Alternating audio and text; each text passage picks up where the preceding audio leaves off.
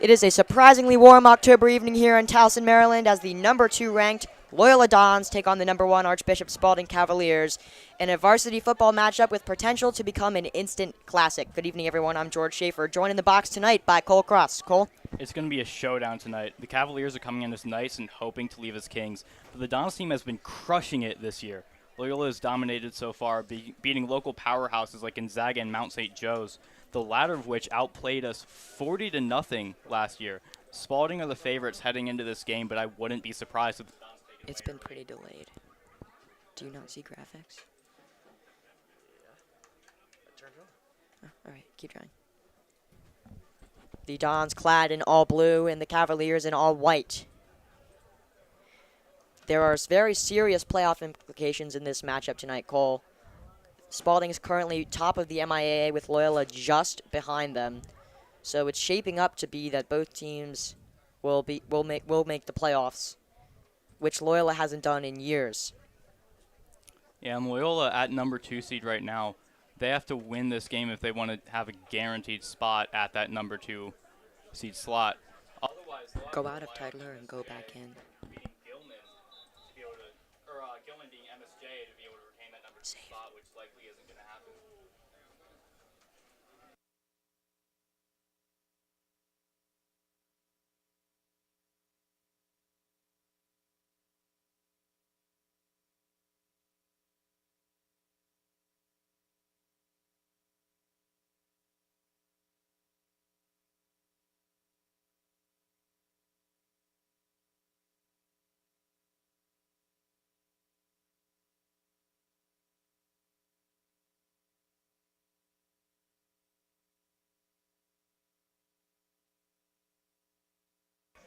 Both teams will come out for kickoff in a few minutes, and until then, we will take you to a quick break.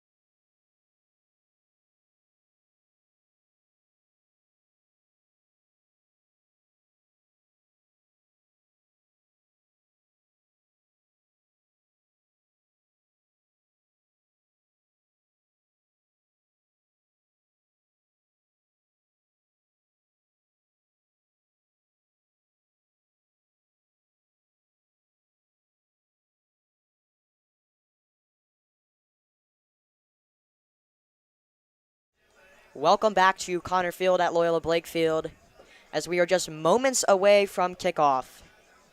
And, let's just, for a second, take a look at the two teams' records.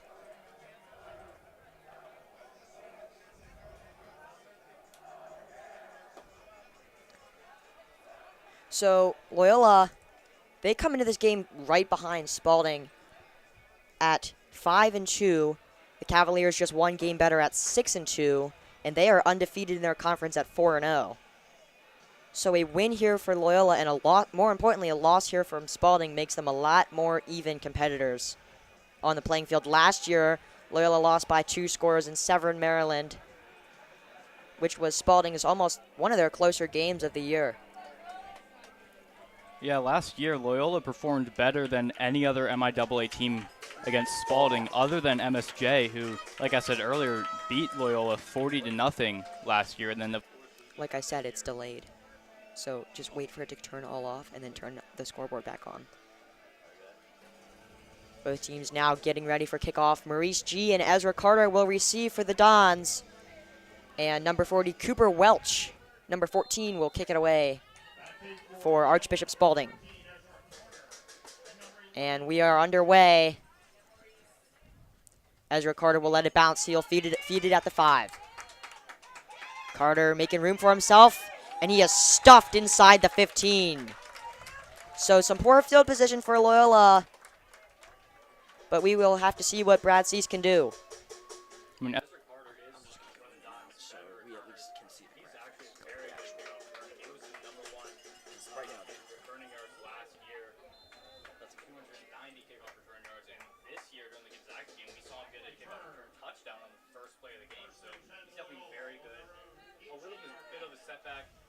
right there, but of course everyone has their times when they're not at their best. And in a minute we'll get this graphic out of your way, but until then Jaden Moore takes the handoff, and it'll be Kendrick Worthington who picks up about 5 yards.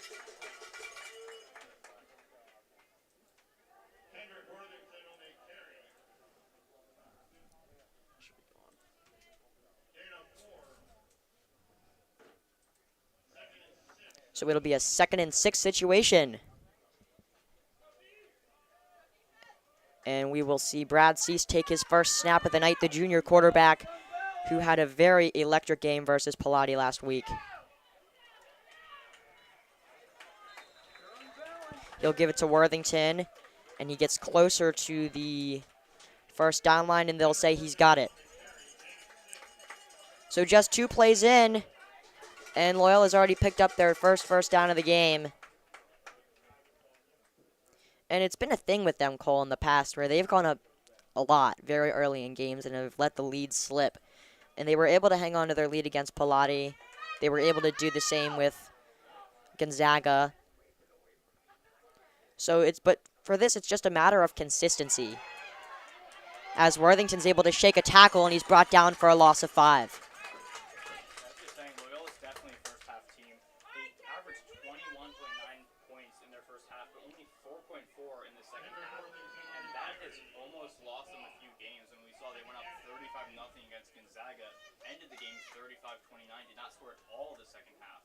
That Gonzaga game gave us a heart attack. They went up 35-0 and gave up 25 unanswered, like you just said.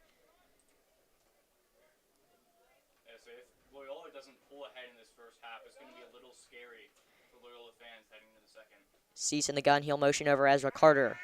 Cease drops back. He has number 40. That's going to be Mason Russell, the running back sophomore. And he will fail to pick up any yards. So that'll bring up a 3rd and long from the 21-yard line. So you'll expect them to probably go with Cease.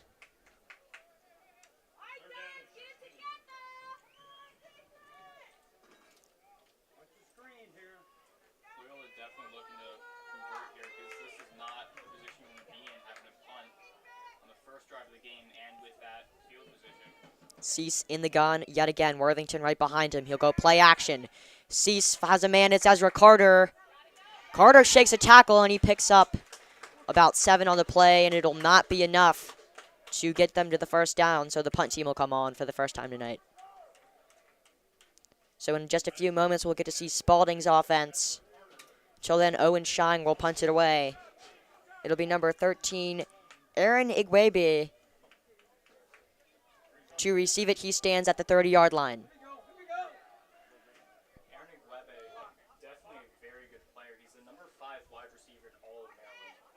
This punt's nearly blocked, and Igwebe will take it at the 40, fair catch.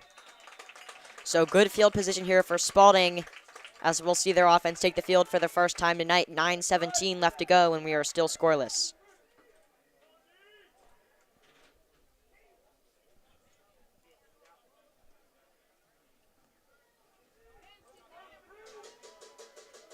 Am I?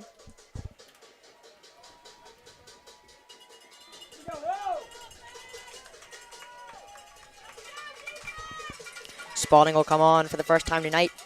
It's number 4, Malik Washington, at quarterback, as they just picked up a huge first down with number 20, Antonio Ledbetter.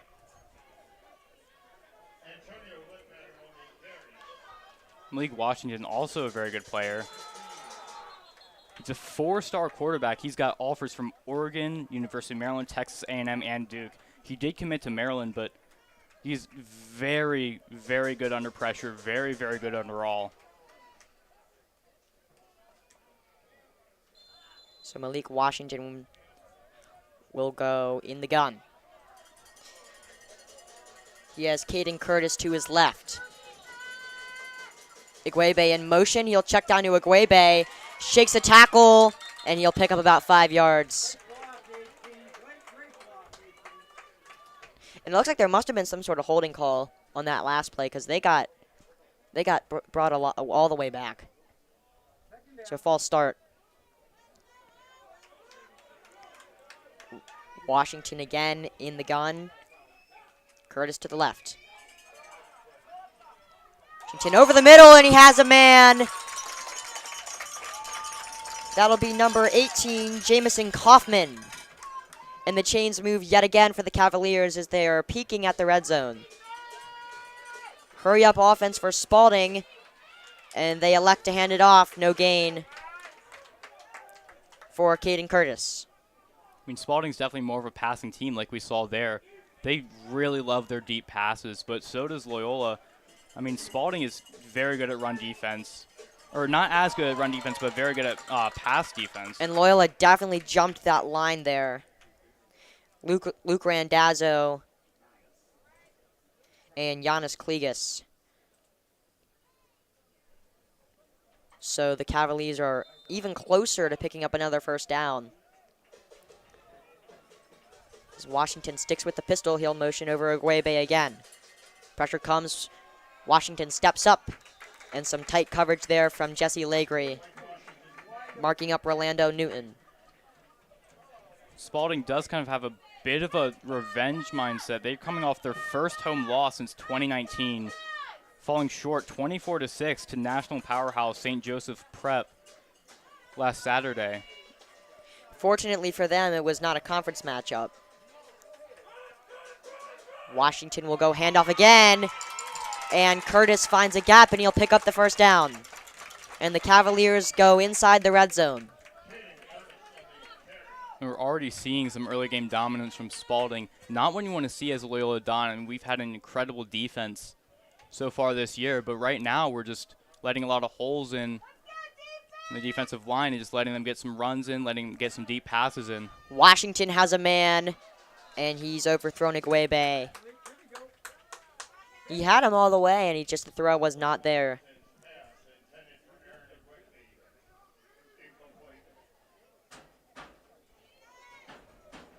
So Aaron Igwebe is going to be a name that we're going to hear a lot tonight. Yeah, definitely. The cooperation between him and Malik Washington is incredible. Like a run up the middle, it's Curtis, and he gets inside the 5. And when a 4-star quarterback has a number 5 wide receiver in the state as one of his... Can we check on OBS just to see if we still have camera?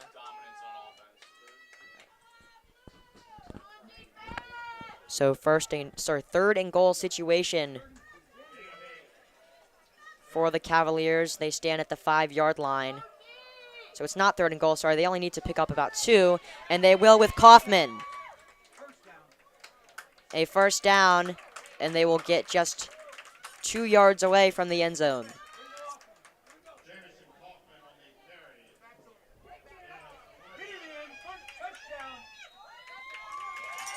And there we have it. Touchdown number 1 of the night for Spalding as they go on the board 6-0 early in quarter number 1. Touchdown first drive is very good for Spalding. Not what you want to see as Loyola, but it's very similar to how their last game started against St. Joseph Prep. St. Joseph Prep had a touchdown very similar to that on their first drive. They had a mix of deep passes and runs to get the touchdown, and that's exactly what Spalding's doing here. So Cooper Welch to try the extra point. And no problem for Welch. 7-0 Cavaliers, and we will be back with Brad Cease in the offense up next.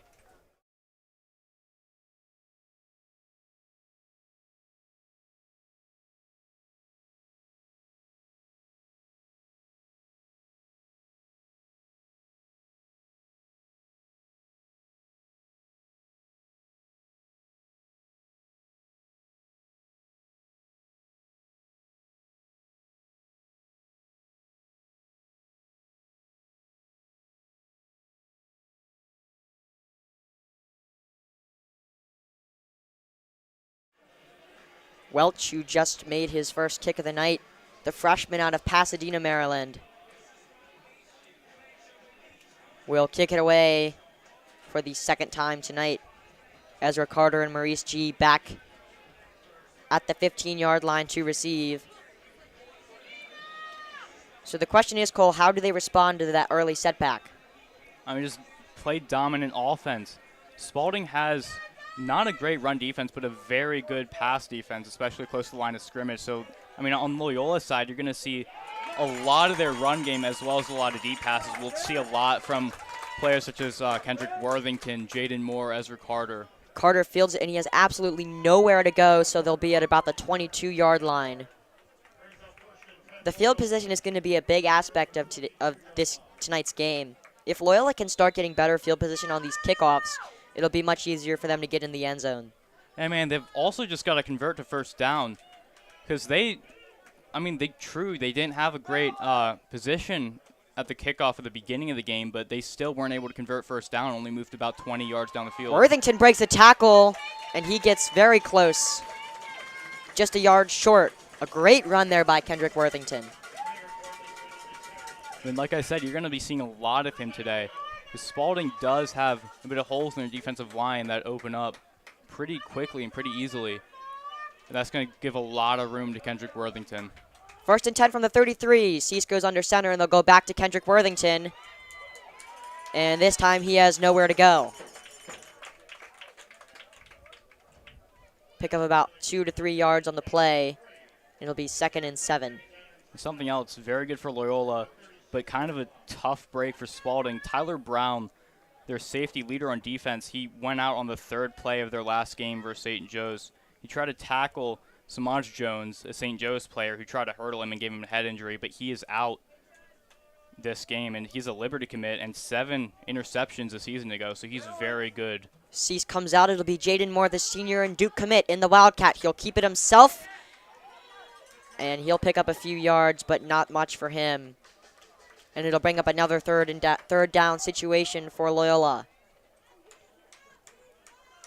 Jaden Moore, returning season for him. He missed all of last season due to an ACL injury he suffered at a Duke training camp with the Loyola football team. But, I mean, he's commit to Duke as well, so they just can't get enough of him. He'll be playing with his brother, Jordan Moore, and we will hear more from him at halftime, along with Christian Ronaldo.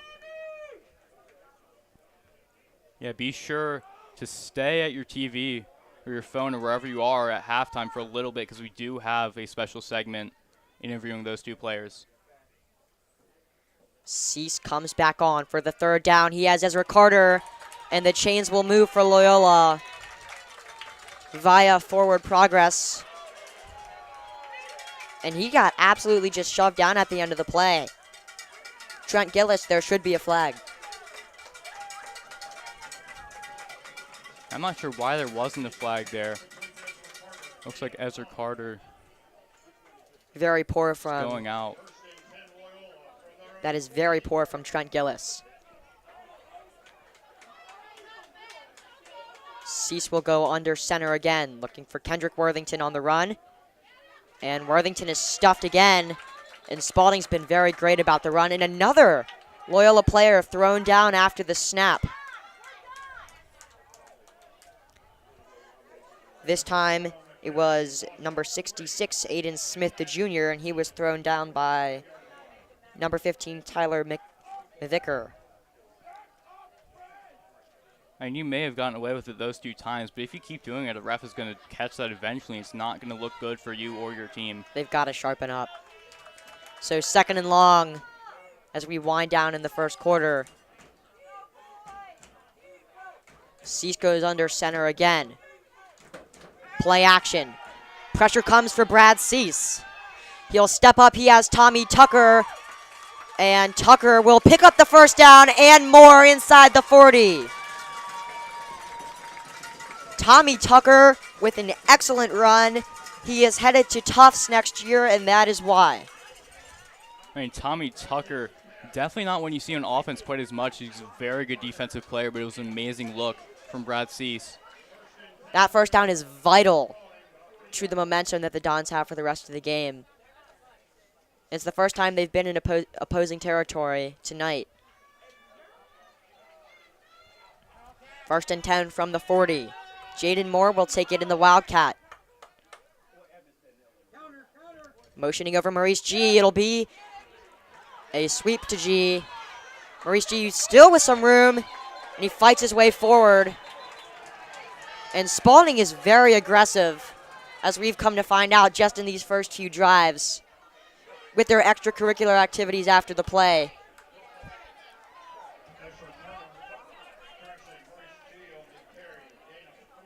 So he'll still pick up 3 yards.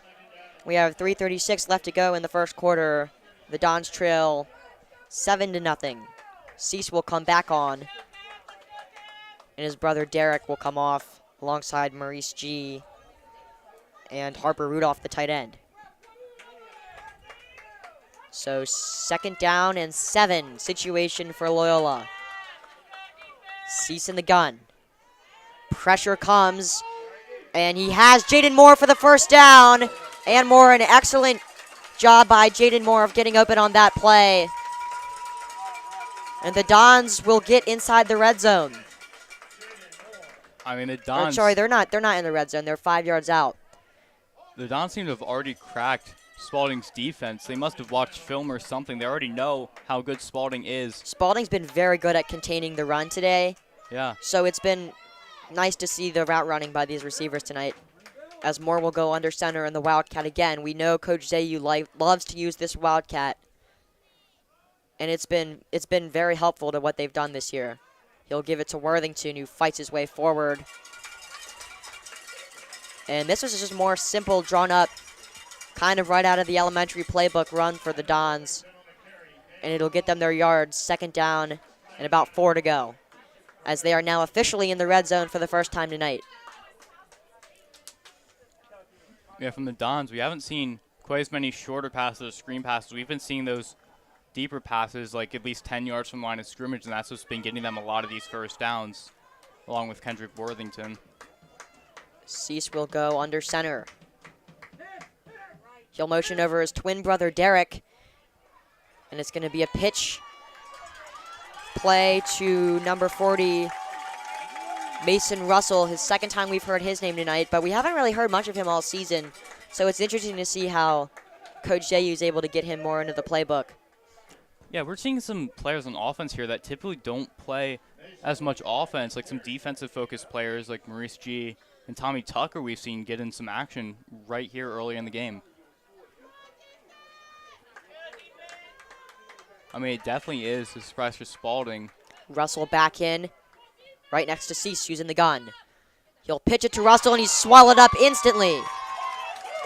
Huge play for the Cavaliers. And they've been reading these short pitch plays all quarter long. So if you're Coach Zayu, I think it's time to take to the air and use Brad Cease's arm, which has been very consistent tonight. Now, Brad Cease last season showed a little bit of struggle when under pressure, but this season he's kind of cleaned that up. He's definitely shown improvement. It's his 2nd year on varsity as a sophomore. Last year, he was the starting quarterback. Him alongside Marcus Hines. Cease drops back to the end zone. Brad Cease, and it is intercepted. Excellent read. Number 7, Jaden Ships, sucks the momentum right out of the drive as the Cavaliers will take over at the 25-yard line. A bit of a questionable pass. There are no Loyola players really near there. He threw to 2 defenders. Jaden Moore was there, as was Christian Ronaldo. But there were too many white shirts in the area.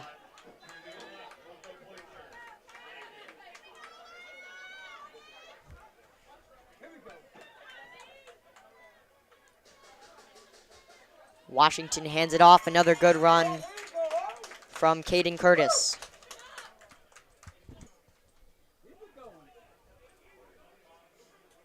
So that interception could really end up hurting the Dons, especially if they give up another touchdown. Washington again to Curtis, and he's swallowed up by Tommy Tucker for a gain of a few. It'll bring up 3rd down. Still a minute left in the first quarter, though. They definitely have time to recover from this, especially if they can get this stop here. If they can put some good pressure on Washington right now and get a sack, then they're right back in it.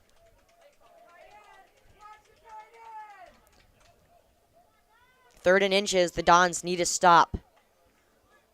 Washington gives it again to Curtis. And too easy for Curtis as Giannis Kligas brings him down at the inside the 40-yard line. But they will have the first down. So we are under a minute left to go in quarter number 1. Washington airs it out over the middle, and he's missed Igwebe. It went right through his hands. But that was a solid throw there from Malik Washington.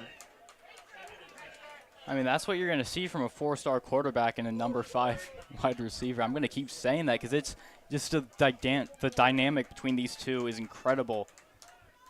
And we're going to likely see more of those surprise super deep passes to Igwebe. Igwebe in motion. Play action, Washington has a man, and he's swallowed up as soon as he catches it. And it should be 3rd down and about 3. That was Rolando Newton, the wide receiver. Spalding are very quick to get right back into the huddle and get set. And it really shows that they just got Aiden Smith to jump for another encroachment penalty. It's their 2nd of the night, so Spalding's done a great job of get to the line very quickly, and it's throwing off that defensive line, and it's made him jump twice now. Yeah, I mean, penalties are going to play a large part in this game. We saw it a lot last season as well, with some of Loyola's games being decided almost by penalties. We haven't seen quite as many penalties in action this season, but there have been some, and this game seems like it's going to be a lot.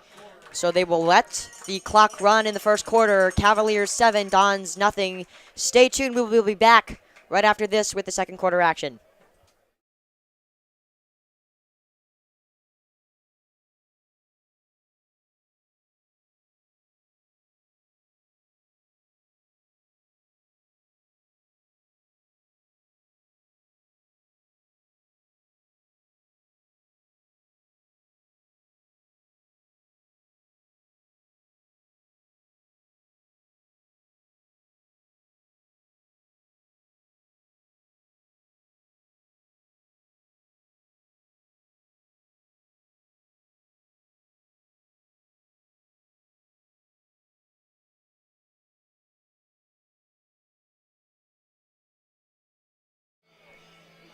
Back with the second quarter from Cole Cross, I'm George Schaefer. And the Dons found themselves down early, and they need a big stop here to keep the Cavaliers out of field goal range. And hopefully they're able to respond back. A costly interception there by Brad Cease. And they did a good job of fighting their way all the way down.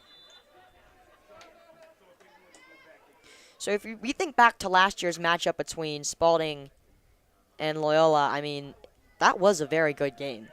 I mean, obviously the Dons still lost by 2 scores, but it was arguably one of their better performances of that season. The offense looked very consistent,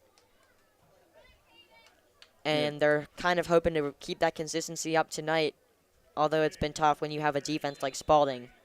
Yeah, last year Spalding was completely undefeated in conference play, and they were entirely dominant on offense.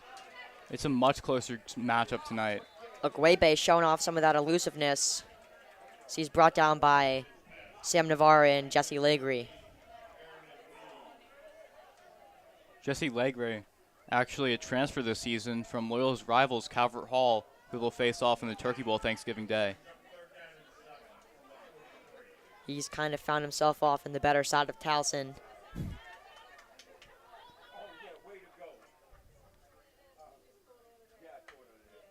And Jesse's been very good for Loyola so far this year. As here's Curtis with a huge play for the Cavaliers. He was able to hang on to that ball. So yeah, Jesse Legre, though, he had a slower start to the season against Gonzaga, but when he found himself on Loyola, I mean, it's hard when you transfer from a great school like Calvert Hall to another great school like Loyola, both with very competitive football programs. So, but he's been a huge asset that Loyola it was really good for them to claim. So Giannis Kligas is being helped off the field. Looked like he had some pain in his shoulder, and they'll check on him.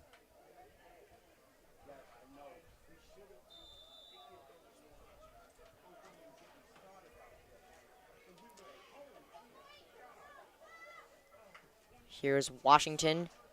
They'll give it to Curtis again, and this time he's wrapped up.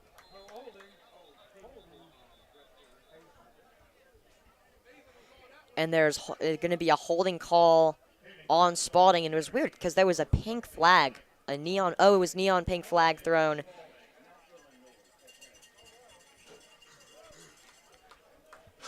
So that'll bring them back at least 10 yards, I believe. So 10:51 left to go in half number 1. One of the refs seem to be using neon pink instead of yellow for their flag color. For breast cancer awareness. You're also seeing that on some of the Spalding players' cleats tonight as well. Malik Washington in a 1st and 20 situation. He goes over the middle, and Ezra Carter could have had that interception, but he had a Guebe in the way. It was a good read to be able to keep that out of the hand. So it's still 2nd and long, and they're out of field goal range. It was a nice lucky break from the Dons there. Iguebe, actually something very interesting about him. The world of football is very small. He grew up with Will Grace, Loyola's freshman quarterback. Washington has Kaufman over the middle, and it won't be enough. 3rd and long for the Cavaliers.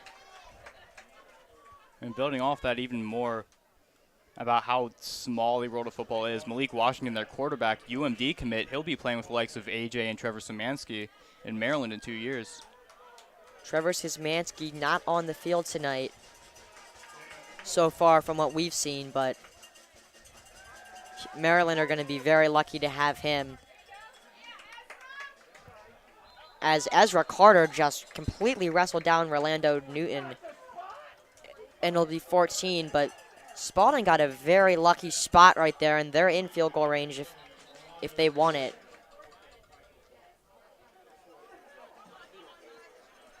So they're going to go for it on 4th down. They're going to take the chance. 4th, and it looks like it's 4th and 9. Malik Washington looking for some confirmation. This is a very, very gutsy call here. And the coaches are saying, nope, we're doing it. We're sticking with our plan. And they jump early. Kaufman jumps early. False start for the offense. And, I mean, surely they're going to punt or something, try a field goal. Although I think they're out of range. I mean, it's definitely interesting to choose to go for it on 4th down there, when you've been coaching for that long and for such a successful program. Well, I mean, you've got to know what you're doing. Not quite in field goal range, but they're way too close to punt. So they're going to stay out there and try this. So some costly penalties there for the Cavaliers. Jamison Kaufman with that false start. They'll bring Iguebe in motion. They're going to try and look for him over the middle. Washington, pressure comes. He'll keep it himself. Washington still with room. And they're going to mark him short. Definitely a very good run, though. I mean, he almost got there. So the Dons offense will come on for the 2nd time tonight. 9 minutes left to go in the half. And a good stop for them. as Brad Cease in the offense will have another try to try and equalize this game.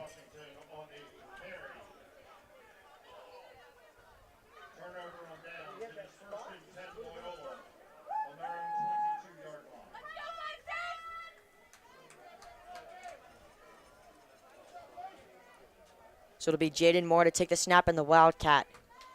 Spalding's defense looks very fidgety. He'll give it to Kendrick Worthington, who's stuffed again. Spalding's been on top of this run game today, which no other school has been able to really do. Yeah, Kendrick Worthington has been incredibly effective on the Dons offense, and Spalding hasn't had a history of being on top of that run game like that. I mean, they normally let a lot of these running backs just break through their defense, but it seems like they're on top of it today. They figured Loyola out. So second and long situation. And eventually I think that run first mindset as we get later into this game is going to have to wear off for the Dons. As we'll see Cease back at quarterback. Cease steps back. And Ezra Carter, who is absolutely rocked by number 24, Justin Snell. It'll be third and long for Loyola already. Loyola has got to convert here. I mean, if you just give them back possession and just really not move at all, that's not yards is what's what important. We had a short run off to the left side and then a check down to the right. So I think at this play they're going to have to go over the middle.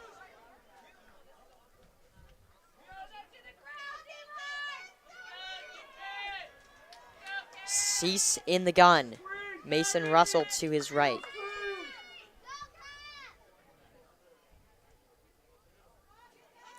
Cease looking, he has Jaden Moore. Moore able to stay on his feet, but it's not enough to pick up the first. We'll see. And Loyola will send on the punt team, a very, very critical stop for Spalding. So it's up to Owen Shine, the junior kicker, to pin him deep. His second time punting tonight. And Owen Shine, definitely a good punter for Loyola as well. He's been incredible. I mean, as far as PAT, he's actually made 25 of 26 last season. Agwebe back to receive. And this punt's nearly blocked again. Agwebe will be pinned back at the 30. He'll receive. Agwebe has some blocks. Still shakes a tackle, and he fights his way down to the opposing 45. It's a great job by Spalding's return team on that. And it seems like after every play, there's somebody on their team, though, picking a fight. Yeah, that's definitely very, very scary field position for Loyola's defense here. Looking to get a stop and hopefully not let them get a touchdown. Hopefully, I mean, for Spalding, I guess they hope to clear up these penalties because that's what's got them out of field goal range. Washington motions over Agwebe. He'll go up with Curtis. And he is brought down by Giannis Kligas, who is back on the field, thankfully. So it'll be 2nd down and 9 after that gain of 1. We have about 6 minutes left to go in the first half. 7-0 Cavaliers.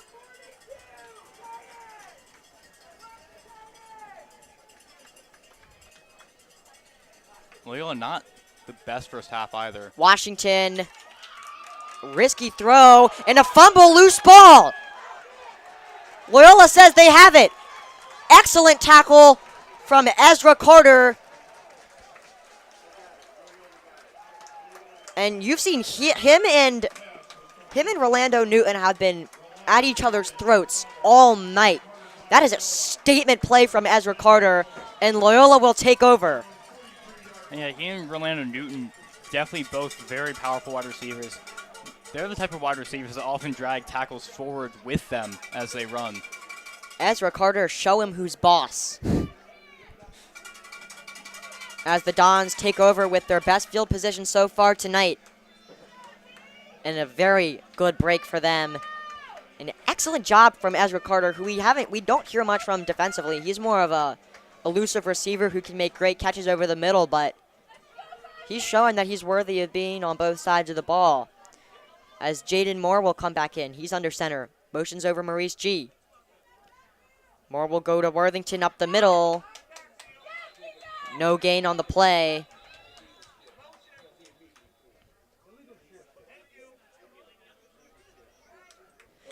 And there will be an illegal shift penalty called on Loyola. They'll go back 5. Now, 2nd and 15, you're going to need to get some runs, and that running game isn't working. You have to pass the ball, put it over the middle, put it on the sideline, whatever works, just get the ball down the field and get the first down. You don't want to have to punt here again. From what we've seen, this matchup right now between Ezra Carter and Rolando Newton, that's going to be really fiery. We're going to have to keep an eye on that.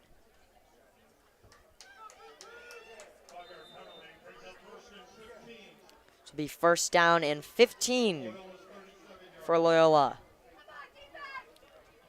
Will be Jaden Moore in the gun.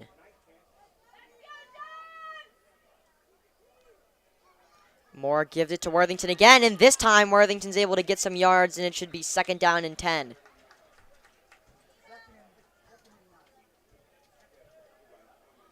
So with 5 minutes left to go in the first half, and Loyola looking to get into the Spalding side of the field. They got into the red zone last drive, but that interception was pretty costly, so it's up to them right now to fight their way back into this game and get in the end zone right now. Cease, for the first time this drive, is back in at quarterback. Mason Russell to the right.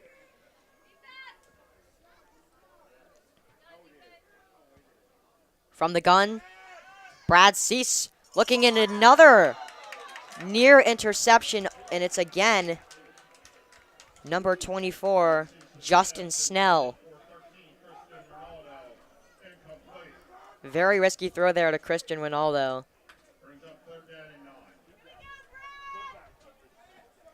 So it'll be a 3rd and 9 situation.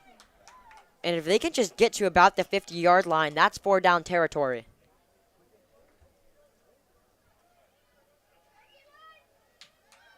And they're going to need to lay off this run game, though. It just hasn't been working, and they keep trying to do it. But Spalding's been just reading their plays every time they try to do a run play. Sees from the gun again. He has Ezra Carter. Carter has room, and he will pick up the 1st down and get inside the 45. Have a day, Ezra Carter. And Carter just trying to figure out how to keep getting yards there. One of the Spalding players ended up falling on top of his foot, and he had to try to scramble loose. But he still had 1st down anyways.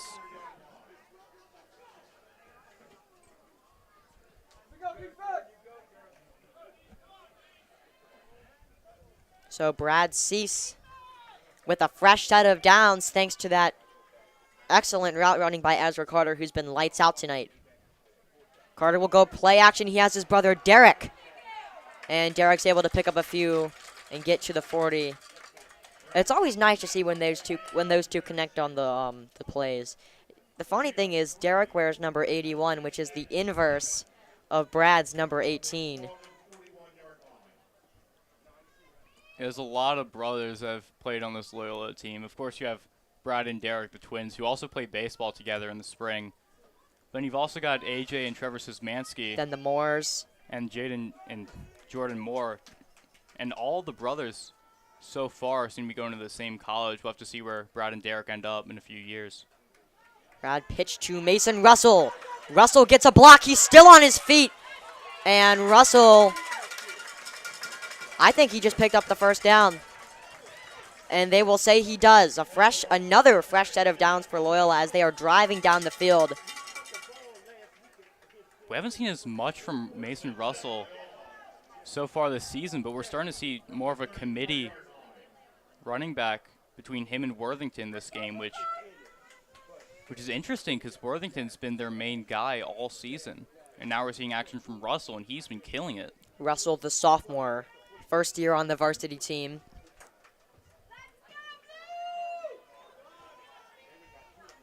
So Brad Cease will go under center. He'll motion over Jaden Moore. Moore has a lot of room. He's still on his feet. And Jaden Moore picks up the 1st. Inside the 25-yard line. Statement play from Jaden Moore. 2 minutes and 30 seconds left to go in this half, so. I mean, it's not uncommon to see those type of plays from Jaden Moore. He's definitely good, both receiving and rushing. I mean, you saw his sophomore year, because of course he missed his entire junior year, but his sophomore year he had 153 yards a game, leading the rest of the team.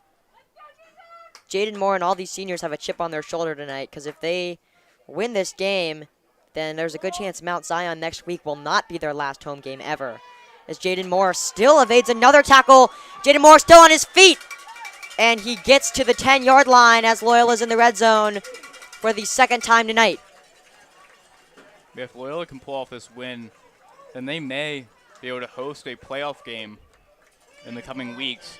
If they don't, that chance is going to drop significantly. 2 minutes and 8 seconds left to go. Loyola at the 11-yard line.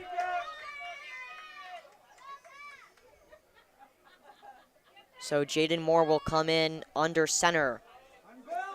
He has Kendrick Worthington behind him. They'll probably just try and pick up a few yards on first down. Yeah, Spalding sets the run. And hopefully Worthington was able to get a few yards there. Some shoving between Tommy Tucker and Sean Johnson.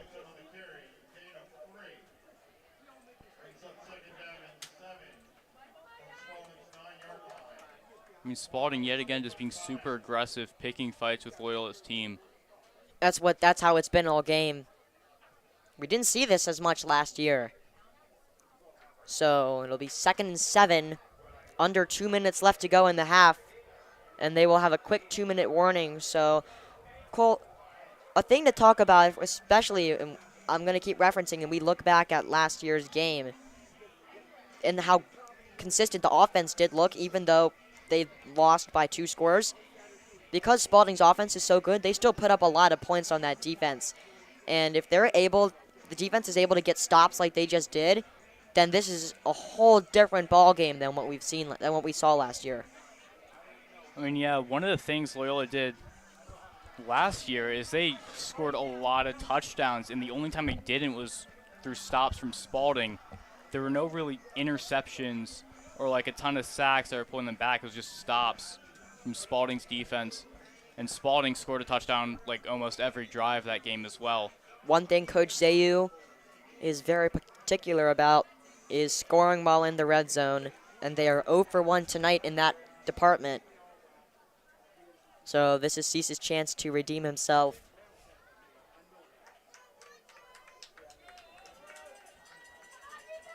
Brad Cease. Empty set for the first time tonight. Something Spalding hasn't seen him do, and they're going to send a blitz. Cease has no time to react, but he takes it himself, and Brad Cease should be in. He picked up the first down, and he should be right at the goal line. Don's 1st and goal from the 2-yard line. They'll go hurry up. 1:40 left to go. They're trying to run down this clock as Cease will take it in himself. And they're going to mark him short again.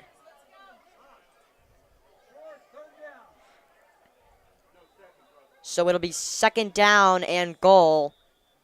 And Cease got roughed up on that play. Cease seems to be taking inspiration from Lamar Jackson here. I mean, that's his 3rd huge rush of the season. We saw one very good 18-yard rush to get a touchdown against McDonough early in the season. Another game Loyola played dominantly in the first half, drawing with them, but then McDonough took it away in the second. Which, I mean, McDonough, there's not too much you can do about that. They've beat us the last 12 years. This is year number 13 as well, so they've kind of cracked our offense way back. Years ago. Spalding spend a timeout, their first of the night. With 1:26 left to go in the half, they lead by 7. Although if things continue like this, that is soon to change, as the Dons are knocking at the doorstep of the Cavaliers end zone. I mean, here for the Dons, you've got to be as disciplined as you've been all game. You can't get those encroachment or false start calls. So that'll just move you back, and that'll be bad.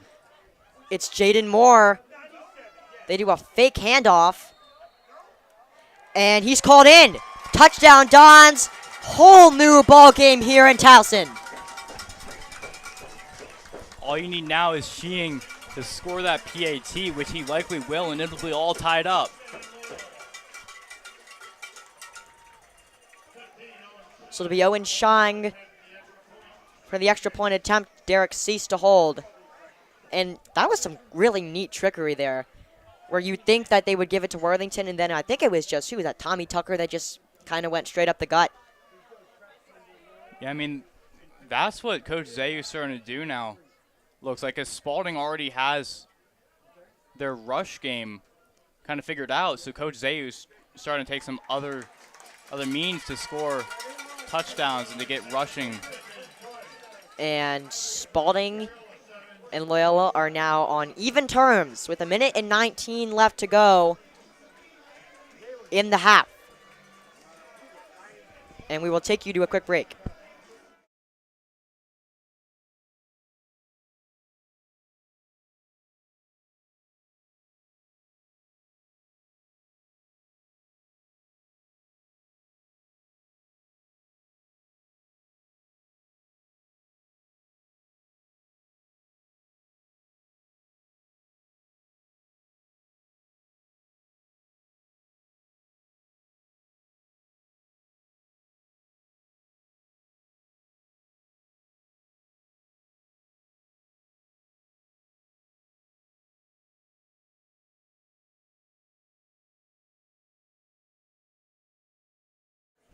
Welcome back, ladies and gentlemen, to Connor Field.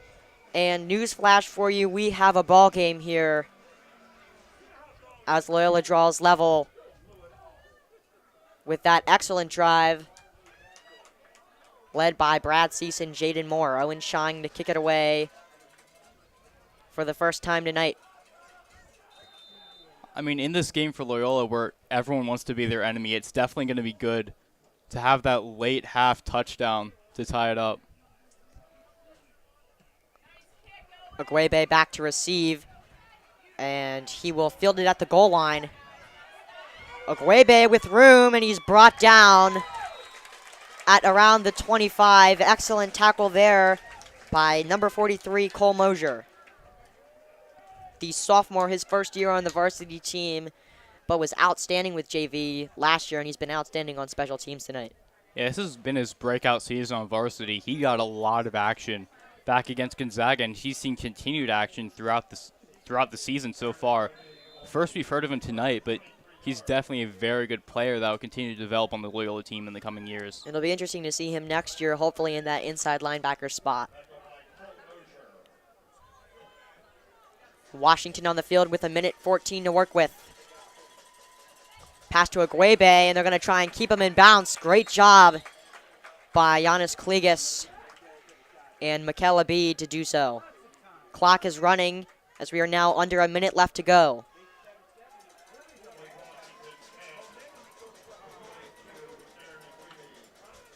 Washington, 50 seconds left. Agwebe is taken down again by Abid. First down for the Cavaliers, so the clock will stop as they get ready to set the ball. And as soon as that ball gets set by the referee and he gives them the go, the clock is going to run, and here it is. Washington drops back. Pressure comes for Washington as he gets out of bounds. Sam Navarre wanted that tackle. 38 seconds left to go, and they are running out of time fast. Doomsday clock is kicking, and Spalding just... 38 seconds left to go.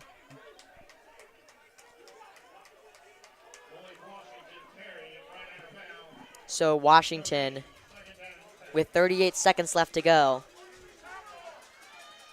Looking for Agwebe. He has him, and Agwebe steps out of bounds. First down, but more importantly, they got out of bounds. So the clock will stop. Abid right there as well. Abid has been on top of Agwebe tonight. From the receiving standpoint, but Agwebe's been an asset on special teams. Washington looking Agwebe's way again, and it goes over his head out of bounds.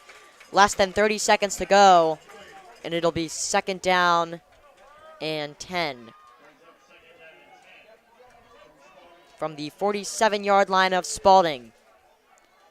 They have half of a field to go, and they only have half of a minute to get there. They're going to have to start doing what they did first quarter.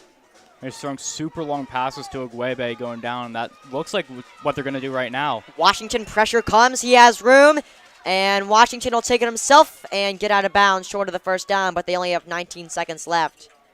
So now I think you have to shift your mindset and think, let's get into field goal range, which would preferably be inside like the 25-ish yard line for them.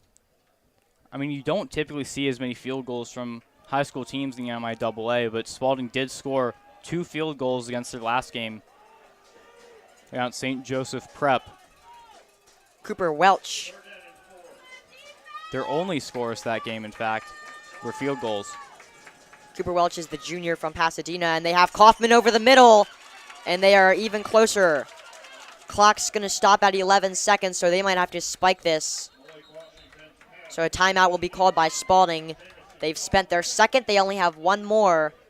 And if they can get, well, I mean, I think this play now will be where they go into the end zone. I mean, it's going to have to be. Otherwise, they're going to have to settle for attempting a very long field goal, which just isn't going to happen from this distance for a high school team.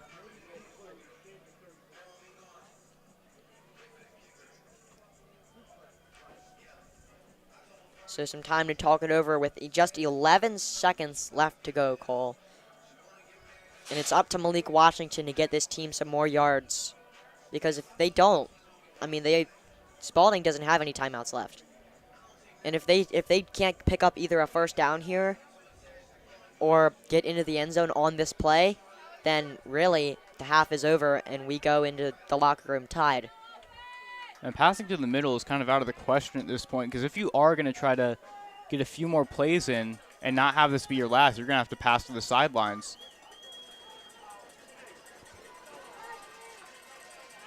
Washington steps back, pressure comes, flags fly as he has a man over the middle, and it's Rolando Newton, and they'll call it incomplete. And there is a flag on the field, and it looks to be on Spalding. 5 seconds to go. Spalding getting very close there. So Rolando Newton almost had his revenge on Ezra Carter, but, I mean, he didn't.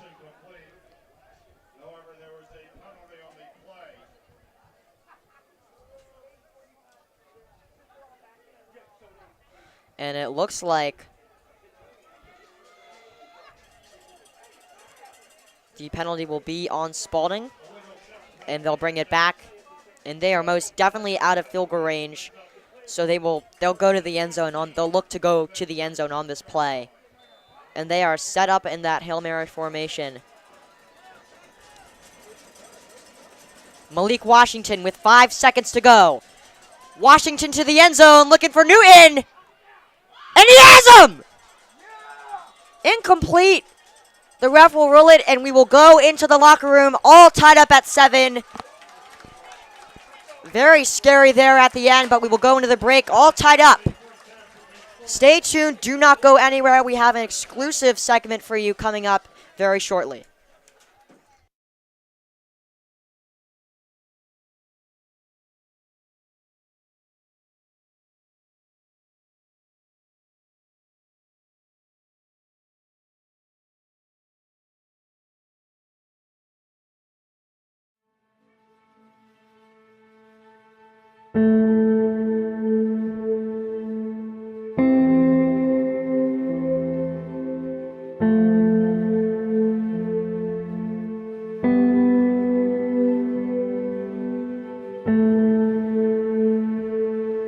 Is it recording? Yeah. All right. Hey guys, I'm Jaden Moore. Action and Moore up the middle.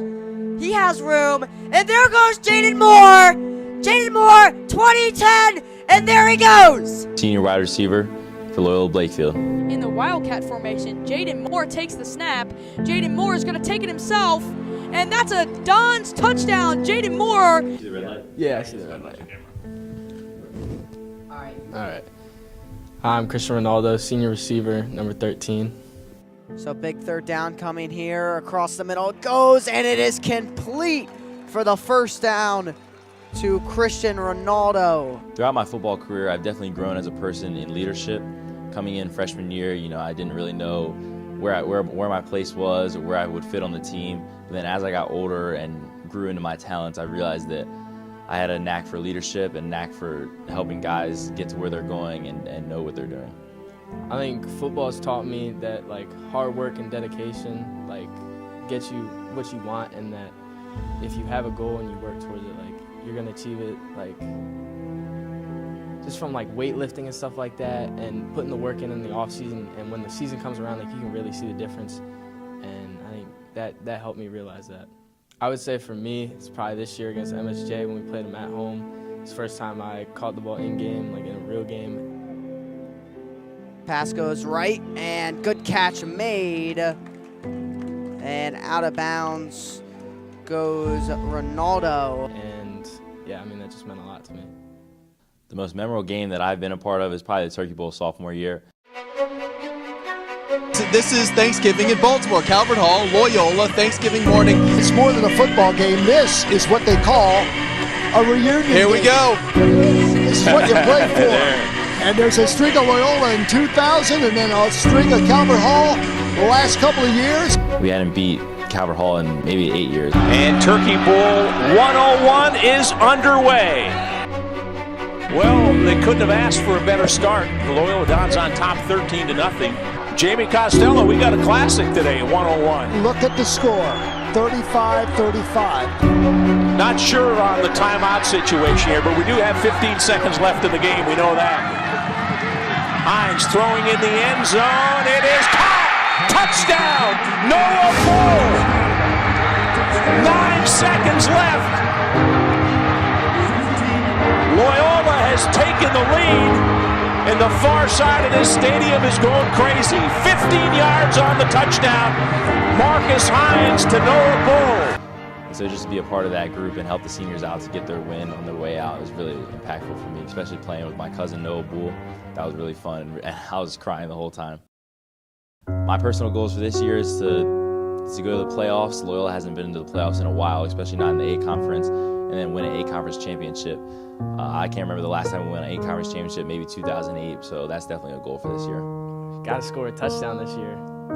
That's been the goal since day one. At first it was to catch a pass and start, and now it's to catch a touchdown, and then after that it'll be make the playoffs, and then win a championship, and then win the Turkey Bowl. So I wouldn't say I have one goal, I would say I have multiple, but always aiming for the one and then leveling up to the next. My future plans is to go to Duke University to play football. I'll be joining my brother and sister there. My brother plays football right now, Jordan Moore. And Riley Leonard up in the pocket, going to take a deep shot, and it is caught behind the traffic. A great grab by Jordan Moore. And I'll be graduating early, so I'll be finishing up high school in December and starting at Duke University in January.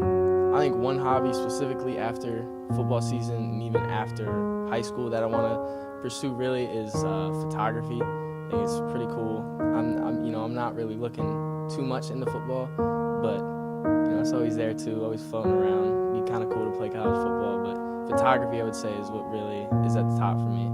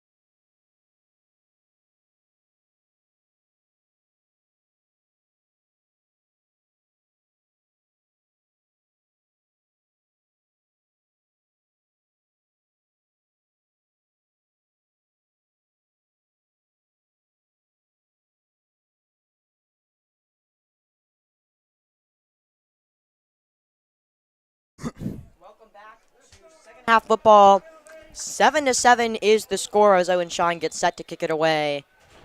Aaron Agwebe back to receive. And our third quarter has begun. It was a little onside kick action. And Loyola should have that ball.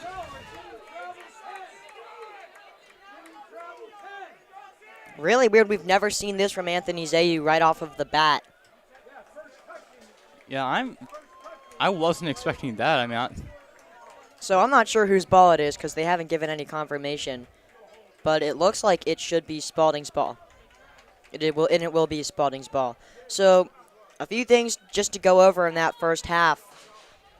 I mean, what we saw was a lot of aggressive football. I mean, Spalding came out aggressive, almost punching or throwing hands, like pushing after every play. And then I think Loyola were able to kind of match that intensity, Cole, and it became a whole different ball game. And that's the reason that we're tied right now. I mean, yeah, when you see a ton of flags being thrown, a ton of rough on both sides, I mean, there's one or two things that can happen. Either it's just a very closely matched game, and it's just a position that the game puts them in, or it's just one team just not being disciplined. That seems like it's Spalding right now. Washington's first pass falls incomplete. No receivers around, and it was almost intercepted by Tommy Tucker. I mean, going back to that onside kick, I'm wondering if that was actually called an onside kick, or if there's maybe miscommunication, or maybe just a bad kick from Shying. Because it doesn't make too much sense to have an onside kick right there. I mean, the game's tied, and it's the start of the second half. Yeah, and now Spalding has this great field position, so maybe it was just like a missed kick or something. And this one's intercepted! Jesse Legre! Huge momentum shift. Here goes Legre! Inside the 20. Whole different game from what we've seen in the first half. The transfer from Calvert Hall makes a statement play, and Loyola will take over inside the red zone again. Yeah, Loyola is not looking as bad this second half as they have in previous games. They may actually be a second half team this game if they keep that momentum up, and it is very, very good start to the second half. Jesse Legre has officially welcomed himself this season to Loyola, the sophomore transfer from Calvert Hall. As we've said before, we can't wait to see more of him. So that's a shocking way. I guess Coach Anthony Zayu trusted his gut on that one. We were wrong. And Brad Cease will take over at around the 16-yard line. He goes under center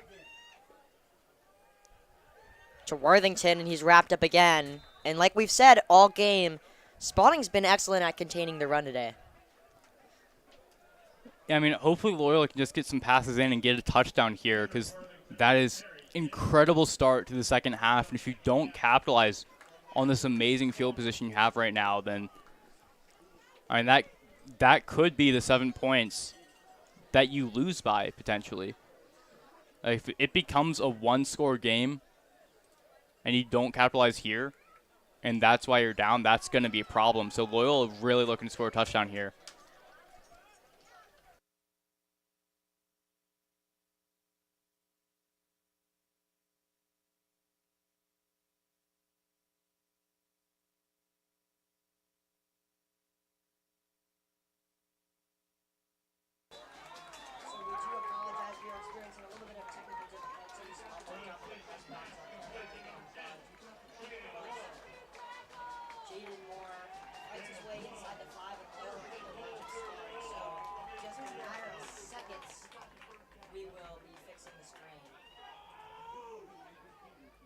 Should be back to normal.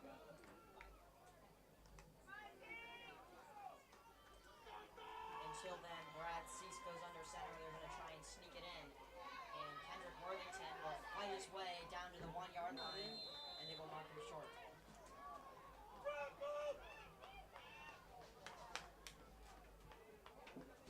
Kendrick Worthington on the carry. And we should have camera feed back right now. Brambles in himself, not in, and it should be 3rd and goal from the 1 or 2-yard line. Apologies for the short technical difficulties back there.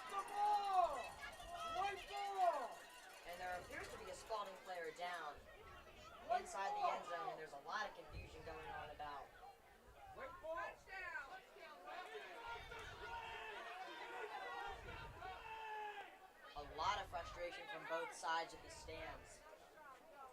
And I think they're just going to play it as a redo, but we have a Spalding player down in the end zone.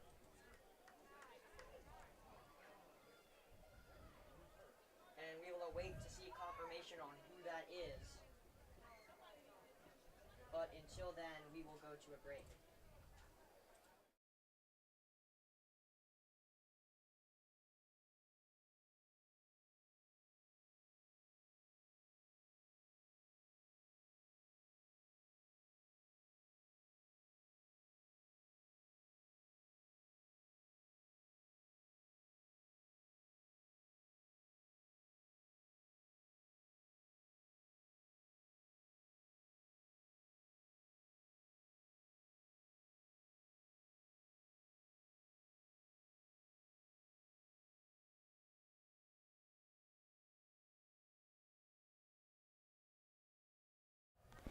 So we have confirmation that Tyler McVicker, who was one of the characters of our game earlier, was the player injured, and he is thankfully safe coming off the field.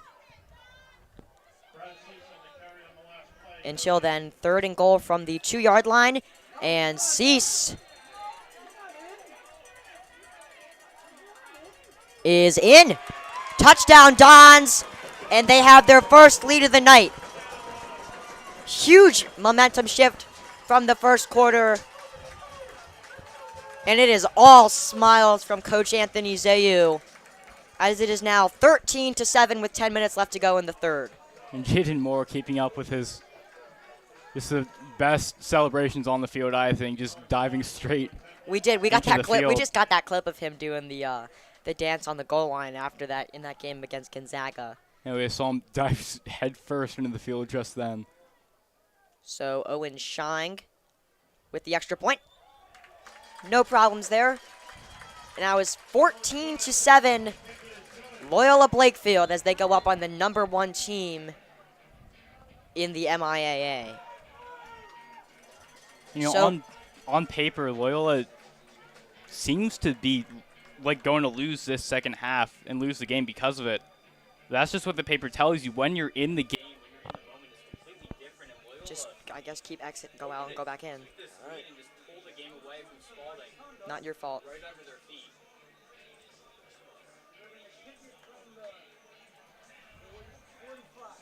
So 14-7, Dons have the lead, and they have been commanding this game. 2 really terrible turnovers for Spalding. 1, nothing they can do about that. Ezra Carter is just Ezra Carter, and he will find a way to create that big play. And then Jesse Lakery with the read of the century on that Malik Washington, the Maryland commit, and he will be the next Tagovailoa. I mean, you also saw Spalding's interception in their own end zone as well. So there's been interceptions on both sides. So go to OBS. Go to OBS. Hit transition twice really quickly. Oh, whatever. Loyola will kick off from Spalding's 45-yard line. We'll have the kick, and I guess due to some sort of penalty at the end, they're going to be kicking it away from the 45. So hopefully they're able to pin this deep.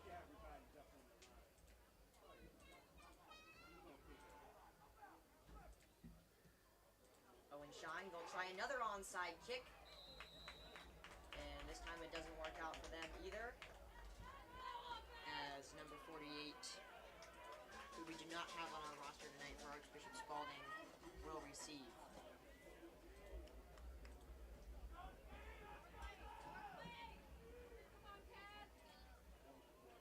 Spalding recovers the kickoff. So we will see more of Malik Washington. It is 1st and 10 Spalding from their Hopefully own he can, 31-yard hopefully line. he'll redeem himself from that earlier turnover. Washington up the middle to Curtis, and Curtis picks up the first down. That's kind of those big momentum shifting plays that Spalding's going to need to get back into this game. Hitting Curtis on a carry. Gain of 15.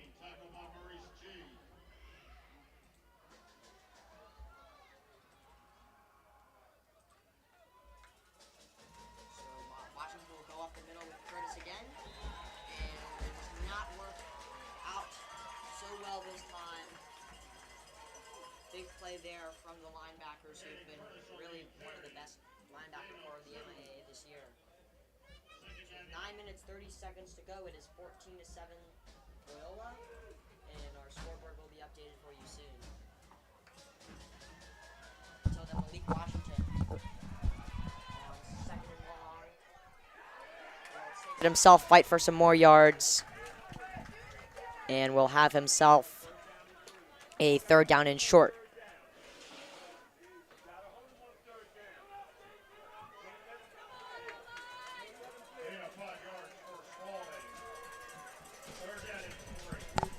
So Malik Washington in the gun. Play action, Washington over the middle, and incomplete. Excellent coverage there from Maurice G. and Joe Nottingham. And it will be fourth down short. So if Loyola can get a stop here and they can get that ball back into the end zone, then this game has become certainly out of proportion for them.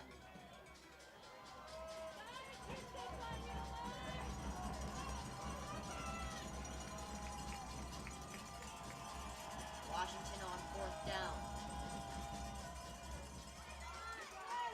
And they will pick it up. This time by Jamison Kaufman, the tight end. Huge first down there for the Cavaliers. And they needed to pick that one up if they wanted to stay in this game for much longer.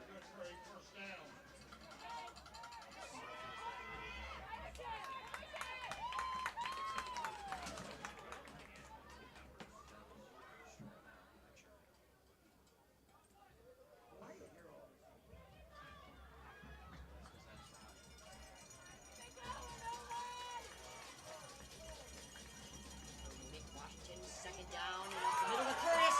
And Curtis has room, still on his feet, and he's down to the one.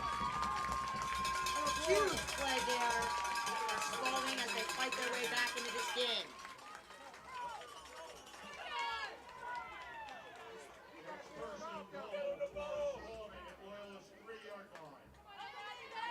So Spalding will have a first and goal situation from the 3-yard line. And Loyola's been really struggling to stop that run tonight. Washington go up the middle with Curtis again.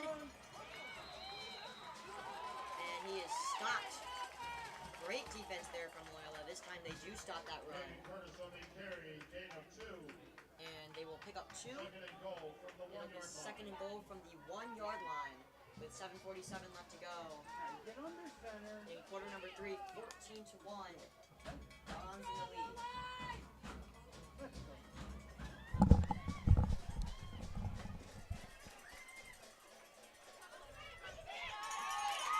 This time, Curtis to the end. 14-13, touchdown Spalding. And this game has been nothing but back and forth the entire time.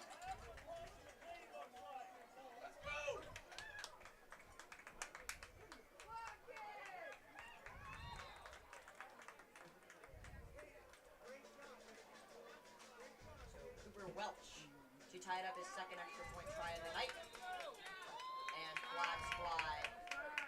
Offside defense. Find the penalty. Kick it again. And it should be offsides on the defense. No yardage.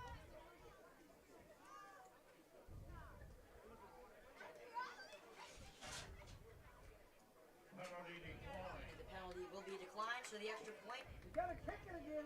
will be retried as the flag was thrown before the kick was made.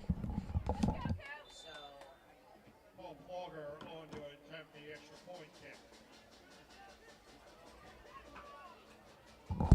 to tie things up in Towson, Cooper Welch has no trouble. 14-all on Connor Field as the Cavaliers strike back from that Jesse Legree interception, which turned into a Brad Cease touchdown. And we apologize for the technical issues with the scoreboard we're having right now. We're trying to figure it out, but we'll continue to update you on the score and the time throughout the game. Currently it is 14-14 with 7:24 to go in quarter number 3. So it is nothing short of a very exciting game.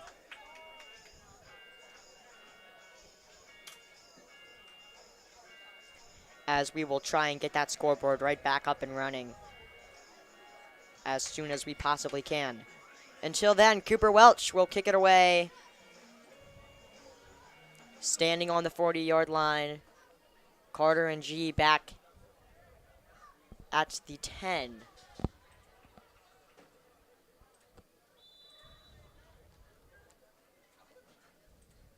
So Cooper Welch.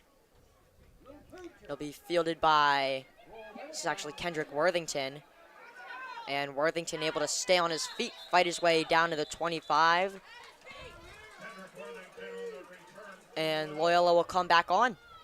And we've seen some very, very productive ball movement with Brad Cease in the offense, especially passing-wise tonight, Cole. I mean, yeah, definitely. We've seen a lot of great passes, a lot of great plays. And you saw Jaden Moore has been dominant both receiving and rushing. Rushing to the end zone in Loyola's last drive.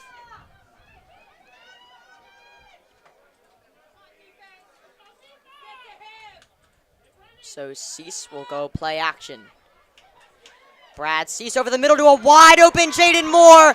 Jaden Moore inside the 30, and there he goes. Kiss him goodbye. Touchdown, Dons. The second incredible play from the Dons this half. The second touchdown. And we're only 5 minutes into the half as well. It is absolutely, completely blown coverage from that Spalding defense, which you almost never see. And the Dons strike right back, 20-14 with 7:07 left to go in the third. And Jaden Moore gets his touchdown mark down this game.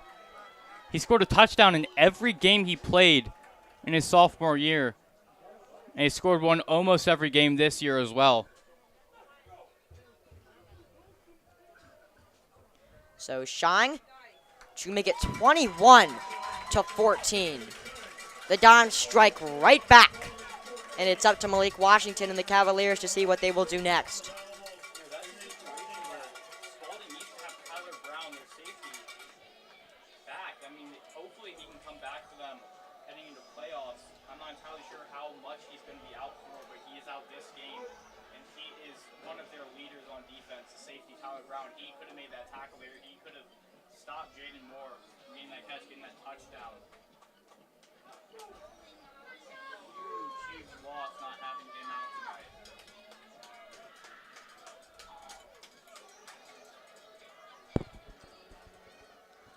Dons will retake the field.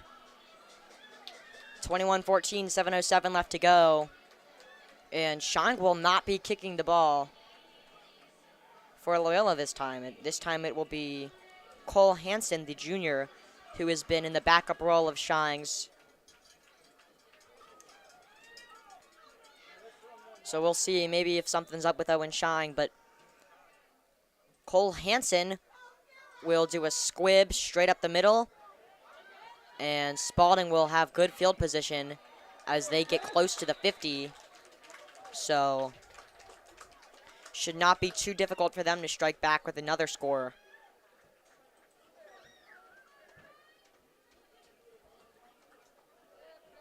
So 7 minutes left to go in the third quarter, and Loyola's been very impressive tonight, especially on the defensive side of the ball.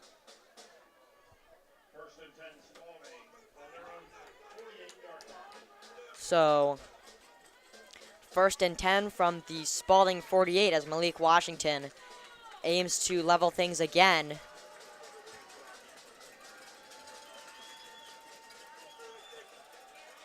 They'll elect to run to Curtis, who has been, in my opinion, the player that's been carrying Spalding on his back all night tonight. And they've dominated in that run game all night. Senior Hayden Curtis.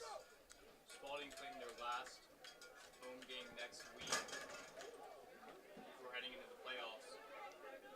And we have an injured Don on the field. It appears to be Tommy Tucker, the senior, And it does not look too serious right now.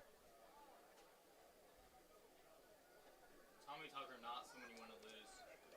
96 tackles last year, almost breaking that 100 mark. And if you lose Tommy Tucker, I mean, you lose a very vital part of your that rush defense, but he appears to be fine. Just stretch out the leg, get a drink, and he'll be right back into the game. Nothing to worry about there. And the defense will retake the field as the Cavaliers will have first down and 10 from the 46-yard line, or the 44-yard line of the Loyola Dons. Tommy Tucker will walk off his injury and he'll come off to the sideline, and we will have an update with his situation for you shortly. 6:56 to go, 21-14 in favor of the Dons as Malik Washington retakes the field after that quick break that we just had. Washington in the gun, Curtis to the right. The Dons will rush 5. They'll go up the middle with Curtis again, and Curtis has more room as he's brought down inside the 10. Caden Curtis has been a vital piece to the game for the Spalding Cavaliers tonight. Back and forth this second half so far. Loyola scored a touchdown. Spalding scored a touchdown. Loyola scored a touchdown. Now Spalding's back here looking for another touchdown. Turnovers have been a big part of the game tonight, too. And Spalding are definitely looking to avoid another one of those as they'll give it to Curtis again. He'll fight his way down to the 5.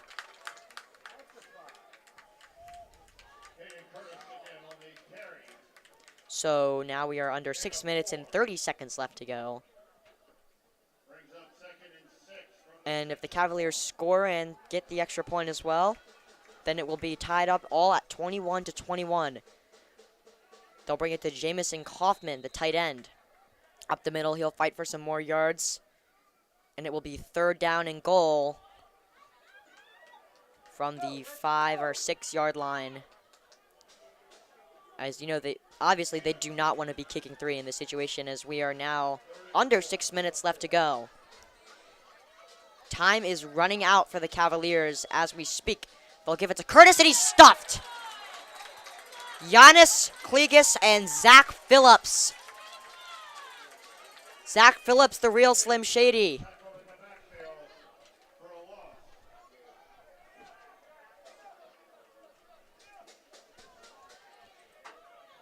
And it's going to be really tough for them to score now.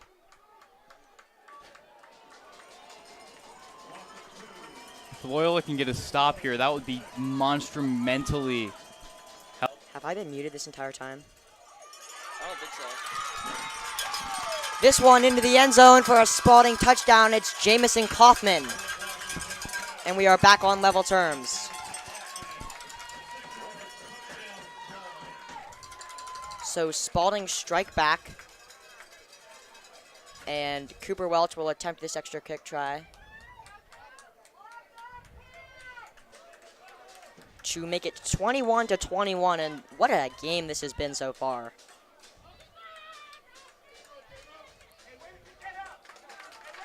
Cooper Welch, and we are back on level terms.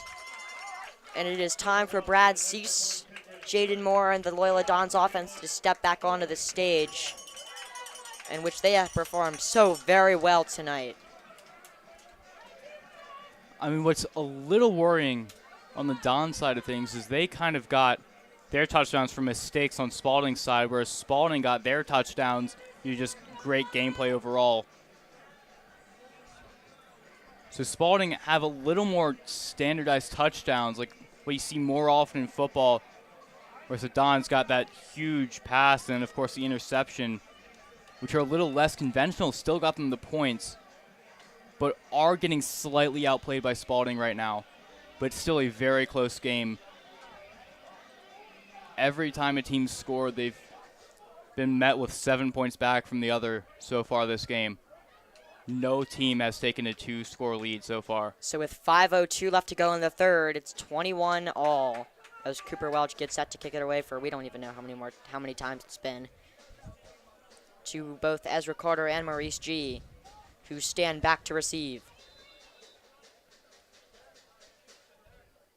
Cooper rush. And it will be fielded by Maurice G. It went off of his hand, and he's not going to have much room to go. Maurice G. fighting for some extra yards. And he gets absolutely rocked right at the 10-yard line. And again, as we've seen from Spalding all night, extracurriculars after that play.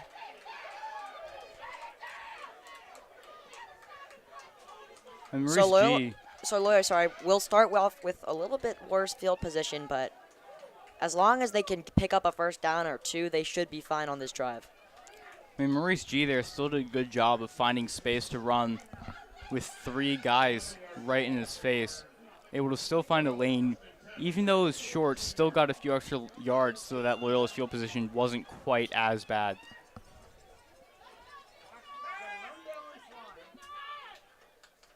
Kendrick Worthington will take it himself out of the Wildcat. Worthington fights his way forward.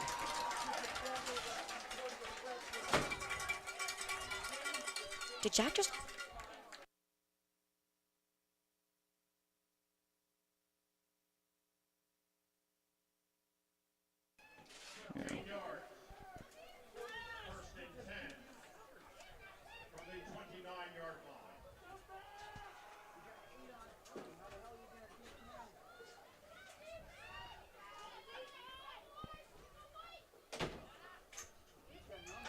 Jaden Moore up the middle to Kendrick Worthington for a short gain.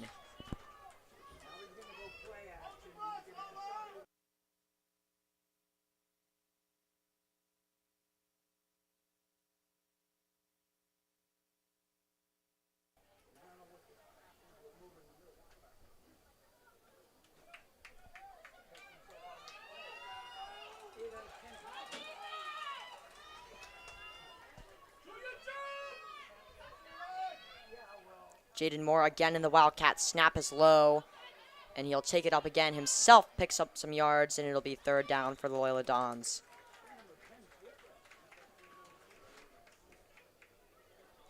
So Jaden Moore in the Wildcat has been also a vital piece of success for Loyola tonight.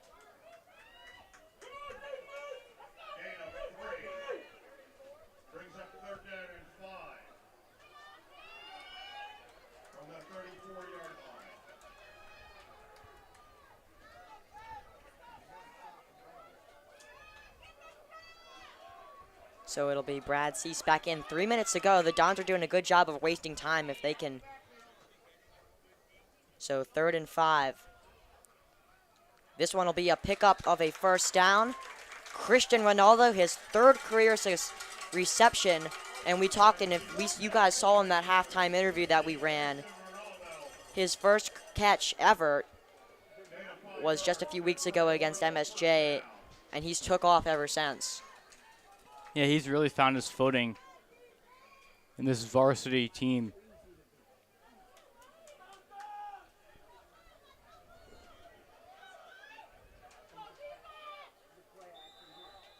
Flags fly before this one. 2 minutes and 38 seconds left to go.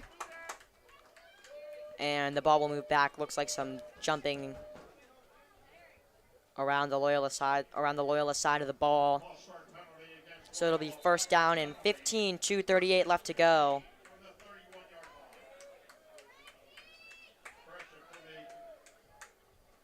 And they're running the clock right now.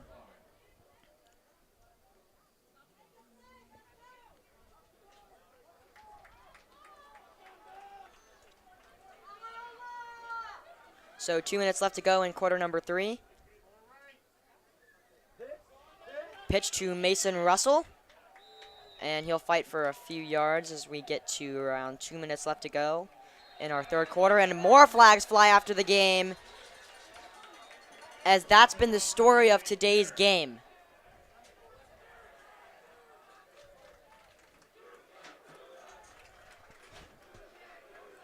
And this should move Loyola forward. I think we're going to see a personal foul on Spalding. Or at least I wouldn't be surprised.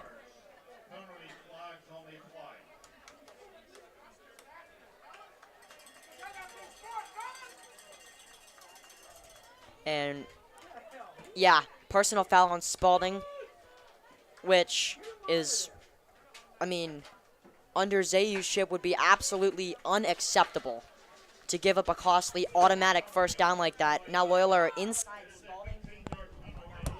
Spalding territory, and we'll have a new fresh set of downs.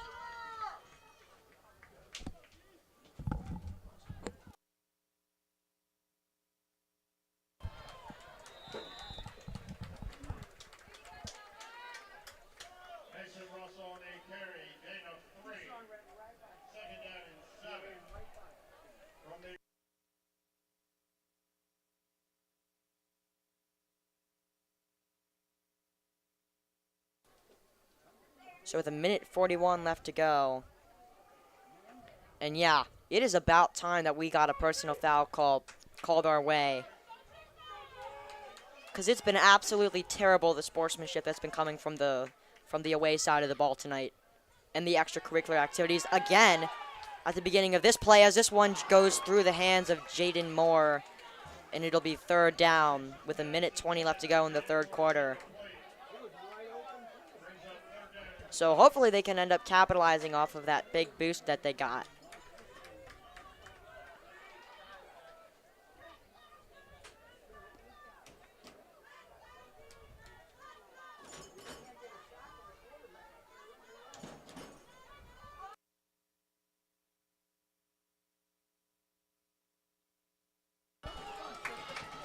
So third and about 6 or 7. Cease drops back. Pressure comes. He'll step up. And looking over the middle, he's got, went right through the hands of Christian Ronaldo, and that'll bring up fourth down, which will likely see them try to convert. And it just a little bit overthrown there by Brad Cease. And Ronaldo couldn't really quite get his hands to it. With 1:13 left to go in the third quarter, it'll be 4th and 7 situation. And Brad Cease, they've had some golden opportunities, and we've seen something from these wide receivers that hasn't happened all season, which is they've started to make some drops and some huge plays. And it's really part of that's due to just the communication between the quarterback.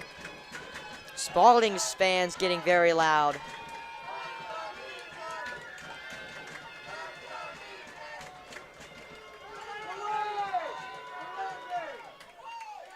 And it looks like this might be a delay of game penalty called on Loyola. And the special teams unit will come out, most likely the punt team. And I think they were just trying to get the Spalding Cavaliers to jump.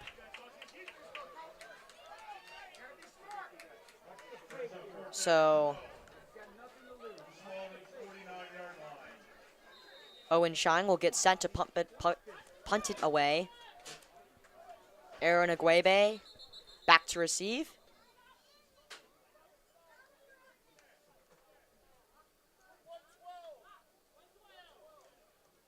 And they're going to bump the clock to 1:12 left to go in the ball game. In our third quarter. So the Dons will need to stop here since they weren't able to capitalize off of that drive. An update from Igwebe will let it fall, and it will go out of bounds inside the 10. Excellent punt there from Owen Shine with 1 minute left to go in the third quarter, which has been a very long and tiring one. An update from elsewhere on campus. Loyola Blakefield currently playing Gilman in volleyball for the #1 seed in the conference. Loyola currently 13-10 against them after winning 1 set, whereas Gilman's won 2. If Loyola loses this set, the game is over, but if they win, then it's anyone's game over there as well. There's a lot of activity going on campus tonight. As from 1st down and 10,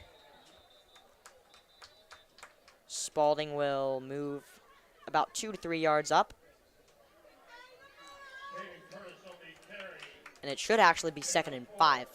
So we're under 1 minute left to go finally in this third quarter, which has been dragged out much longer than it needed to be. It's Malik Washington will give it to Caden Curtis, and Curtis will pick up the first down, and a flag flies after the play as usual. Clock stopped at 33 seconds. There's just so many flags, and we can't emphasize this enough. Spalding just super aggressive. Everything And flags. undisciplined. Yeah. And I think Anthony Zayu prides his program on the factor of discipline. And so far, I mean, when you have a team that is as good as Archbishop Spalding is and as talented as Archbishop Spalding is, the last thing you want is to be undisciplined and give up touchdowns off of needless penalties, especially personal fouls. I mean, this isn't really a one-game thing either. The last game against Mount St. Joe's, they also had a lot of fouls, a lot of scuffles between the two teams.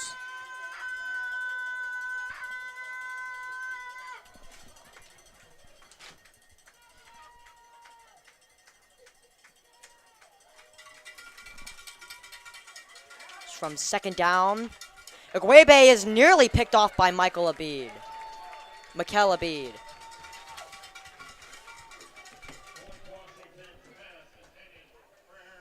So with 8 seconds left to go in quarter number 3, it'll be 3rd and long for the Cavaliers.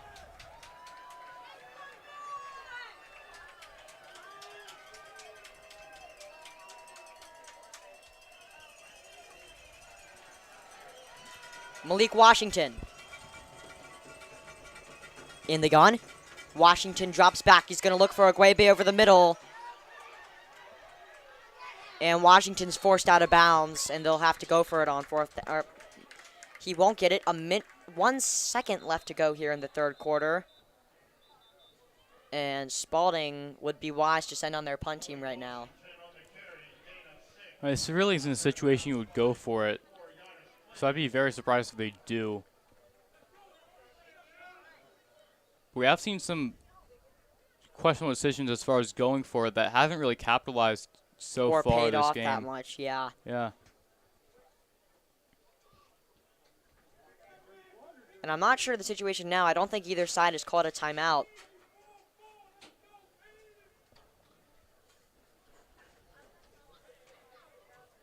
So if not, we're looking at a possible delay of game call. Loyola looks a little confused why Spalding's not coming back out. There is, I think it might be just an official timeout.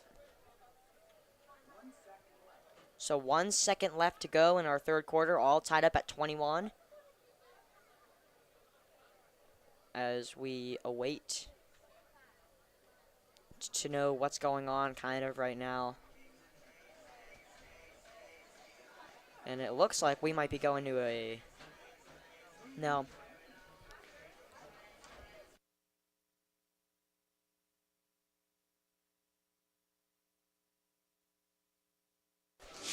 So we have still yet to receive information about whether Spalding will be attempting this fourth down conversion, because they could leave Loyola in some very good hands, in some very good field position.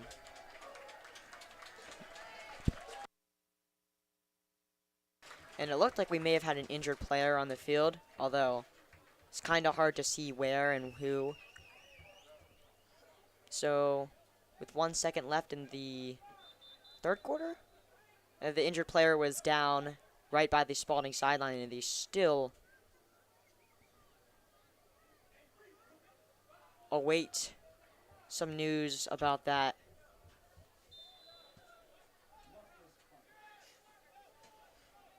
And Spalding are going to hustle out onto the field and get set, and they will punt.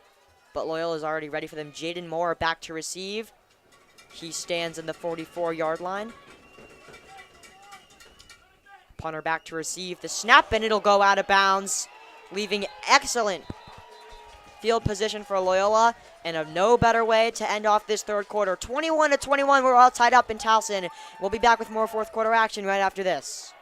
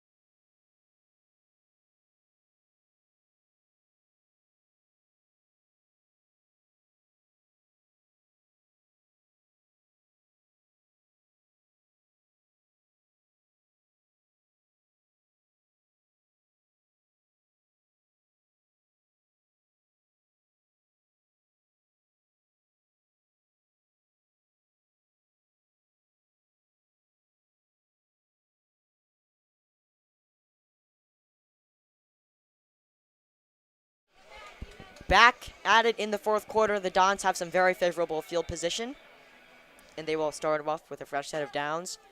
21-21, and a score here would be huge. I mean, the way this game's been going, we're looking at a possible overtime, quite honestly, because every time one team has scored, again, the other team has just came back with another 7 points to match them. From the 25, Cease rolls out, pressure comes. Cease, he's got to throw it away, and Cease will stay on his feet, and he almost picks up that first down.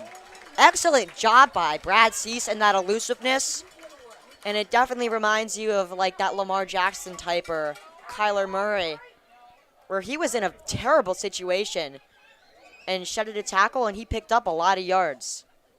I mean, he did a great job avoiding that sack. Almost went down for a loss of 5, but instead got a gain of about 7 or so.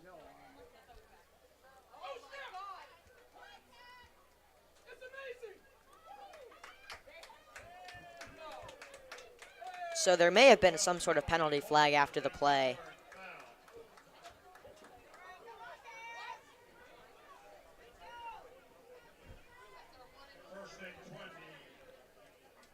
Bit of luck on Spalding's side there. So Loyola will have a first down and 20 situation after that penalty. So Brad Cease will take the snap, play action, pressure comes. Cease looking for Jaden Moore in the end zone! Caught! Touchdown, Jaden Moore! Incredible play to turn a bad situation into a profitable one. Jaden Moore, and it looks like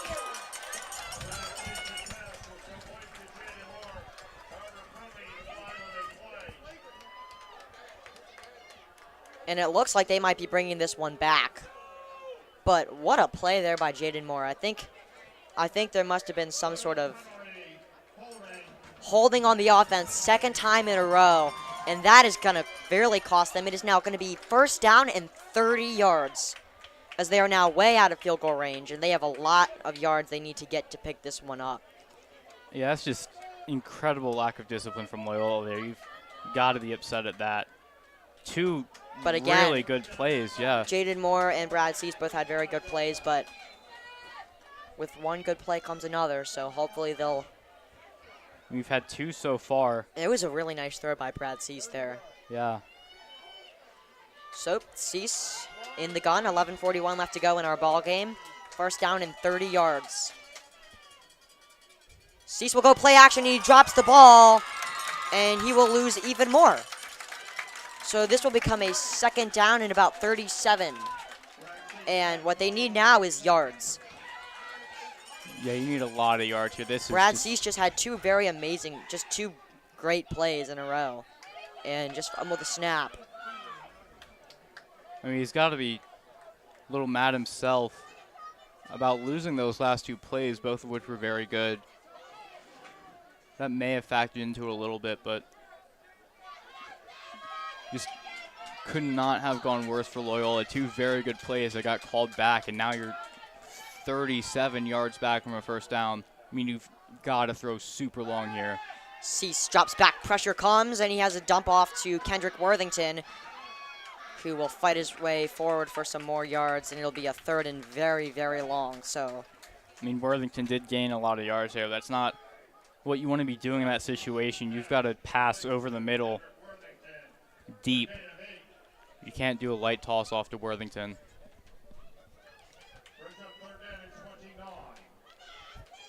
So with 10 minutes and 30 seconds left to go, it'll be third and very long. 21-21.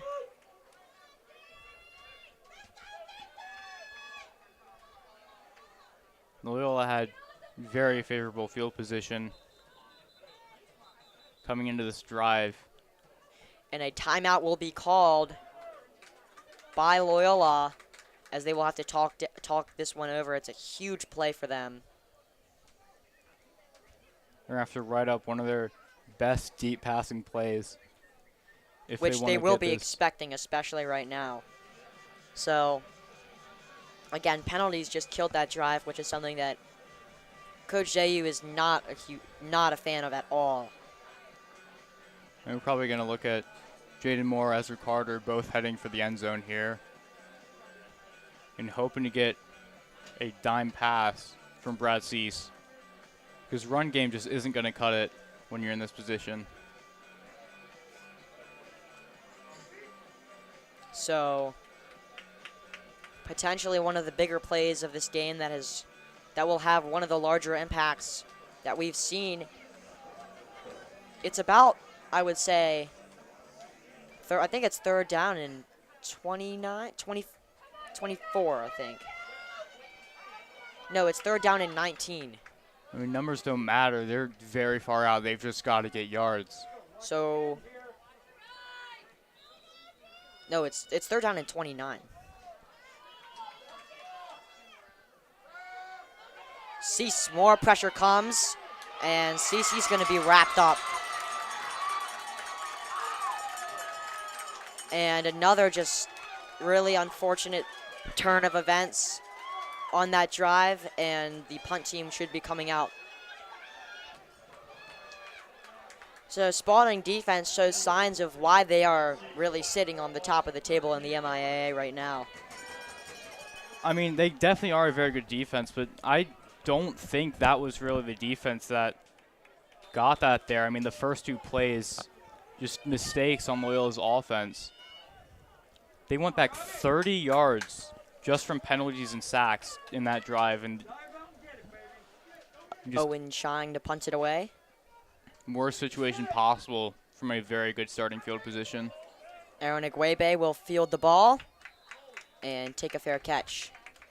If there's one positive that comes out of this situation, Spalding just doesn't have. And flags flying after the play. And at this point, what less would you expect?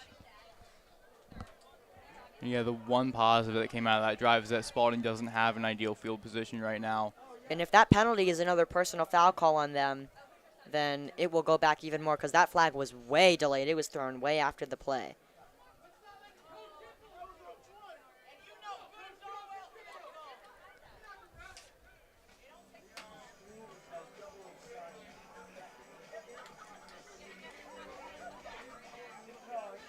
So, based off of what we're seeing, it looks like that flag is going to be on the Cavaliers. Their coach's staff does not look happy. Just par for the course after Loyola's two that called back the plays. Plenty of time left in the fourth quarter, though. 9:35 on the clock, still tied up 21-21. So with 9:35 left to go, and Spalding's getting moved way back. So that good field position that anyone thought they may have had has gone out the window, and they will have some very tough yardage to try and make up. We've seen them do it already this game, though. Loyola looking to stop after a less than ideal offensive drive. As this pass is in the dirt, it's picked up by Igwebe, and Igwebe will pick up the first down before being brought down by Mikel Abid. Abid, who had the game-sealing interception against Mount St. Joe a few weeks ago. And he's been doing very well, marking up Igwebe tonight. Caden Curtis takes the handoff and picks up about 8 yards on that play. And one thing we've noticed about Spalding is that they have been very quick to get back into the huddle, especially in the first quarter and so far now in the fourth quarter, as they will give it to Curtis again. And this time he's wrapped up and brought down, and it'll be third down. This time it's Giannis Kligas. Yeah, it's been effective for them. They've kind of thrown Loyola's defense off guard. Throughout the entire game, they've been doing it.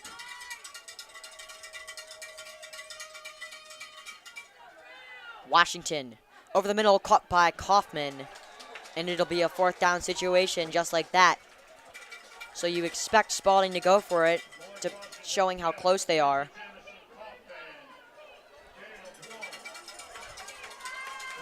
Stop here from Loyola would give them a redo at their good field position at the beginning of the quarter.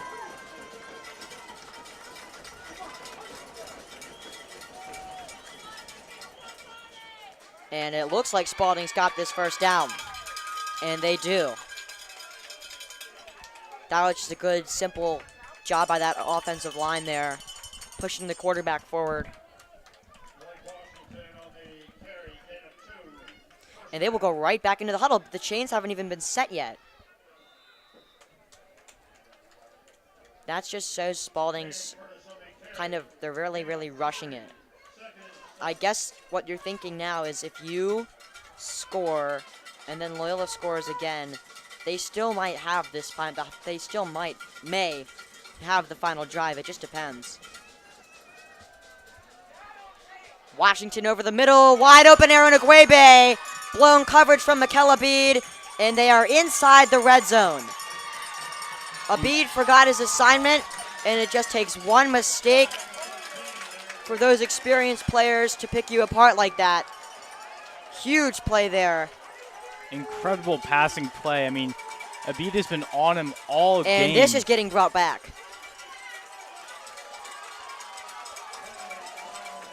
Another penalty flag, which has been killing Spalding all game. Wow, I mean, that's another really good play brought back. We can't even put this lightly anymore. If it weren't for flags, Spalding would be in command of this game, and they are not. It is the lack of discipline that has been persisting all game long, and it shows what an inexperienced team will do. It's another holding call, and it is costing them this ball game right now. It's not funny.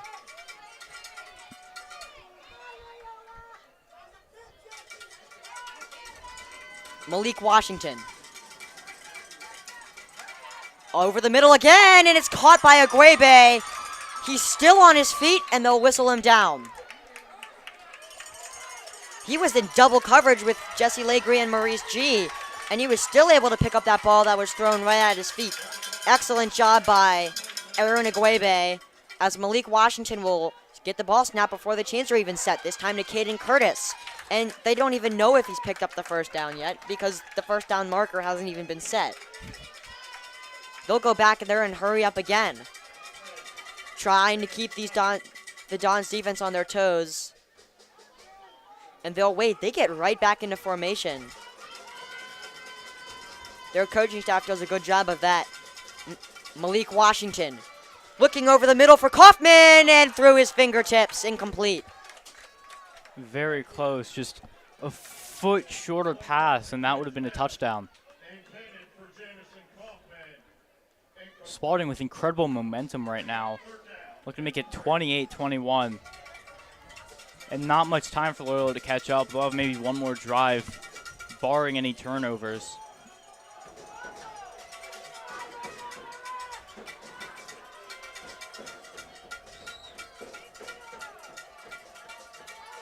Washington, they'll hand it off to Curtis, and the ball comes loose. Picked up by Jesse Legre. You cannot make this up. The penalty flag, and then this. Legre with an amazing game. I mean, interception and fumble recovery, just incredible performance by Legre. And we have an injured Don on the field. This time it's going to be number 50, Lucas Randazzo. And we will, until then, take you to a very quick break. Back in 30.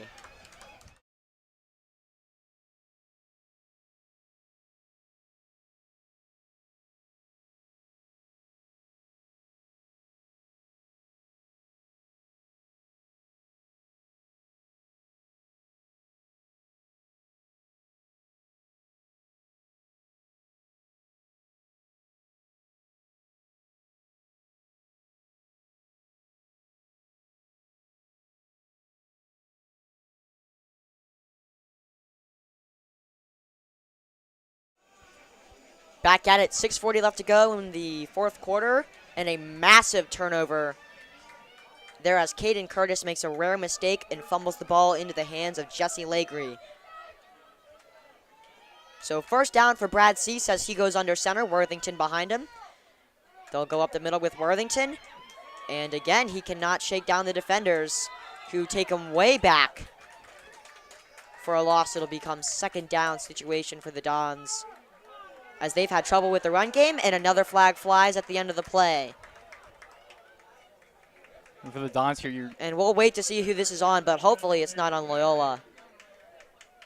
For the Dons, you're going to try to kind of juggle both getting yardage and running down the clock. And this should be a personal foul on Loyola, and penalties have kind of been killing both teams right now. I mean, we've seen Loyola struggle a little bit when they had those holding calls that brought them back down to like a second down and 40 situation. But I think they're still debating on who and what this flag is for. Yeah, I don't have any specific stats about this, but it goes without saying this is the most penalty-heavy game we've seen. And it will be an unsportsmanlike conduct on Loyola Blakefield. It's the first one on them tonight. Keep in mind there's been at least, or should be at least, 5 or 10 on Spalding.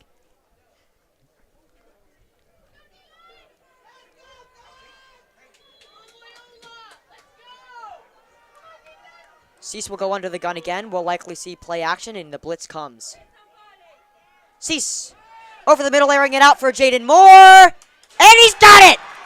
Jaden Moore with the catch of the season. No flags are down, and the chains move along for the Dons. Jaden Moore, and the minute you knew that that ball was thrown and you saw number 10 running down the field, we already knew it was a catch. We already knew. He is that consistent. I mean, Jaden Moore, the senior at Loyola, is going to take a huge hit next year not having him. He's just been game after game, incredible plays. One of the most decorated on Loyola's offense. The Blue Devils will be thankful to have him, as Worthington is swallowed up again. And Spalding, as we've said, has been dominating the run all day, and I feel like every time they try to do it, Spalding's always there. They read that play. So Cease will come off, and it looks like we're going to see, or no, Cease will come back on. 5 minutes left to go in this game, so Loyola's got to hurry up and score if they want to get the final drive. I mean, luckily for Jaden, he'll get a ton of snaps to play with his brother, because there's no way Duke doesn't start him when he plays like this.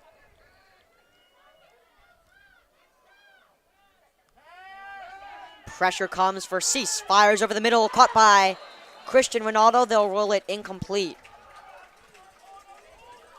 If we had adequate technology to review that, we may have seen different, but it looks like he may have just bobbled it. It hit the ground a little bit. Christian Ronaldo, and it'll bring up third and long situation. 13 yards to go to pick up this first down. I mean, you've got to capitalize here. Turnover, and then an incredible Jaden Moore catch. Huge missed opportunity. This has got to be. The Dons don't get this. Yeah, the Dons have to pick this up. And then if they don't, Spalding is going to have great field position clock in their and control. The clock, absolutely. Cease, snap, and a cut. There, no, it's incomplete. Looking for number 6, Corey Adams, the sophomore, and it'll be 4th down and long. It's the first we've heard of Kari this game, but he's been playing an incredible season.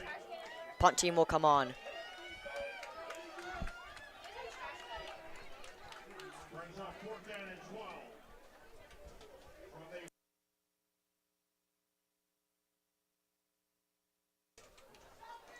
Owen Shine to punt it away. 5 minutes left to go in the game.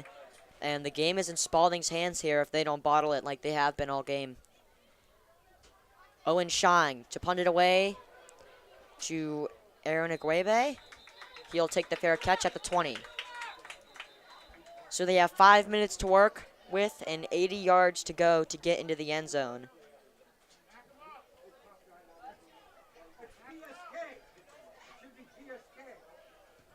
We're at the point now that I think that may have been the last time we see a punt team from either side for the rest of the game, because the clock is running out so much. And an update, halftime over on the other side of Towson where the Calvert Hall Cardinals are taking on the McDonough Eagles in a very big matchup. And if they lose, great news for the Dons. They are currently trailing 34-0 to the McDonough Eagles at half, which we absolutely love to see. I'm just gonna not put it lightly at all. We love to see that.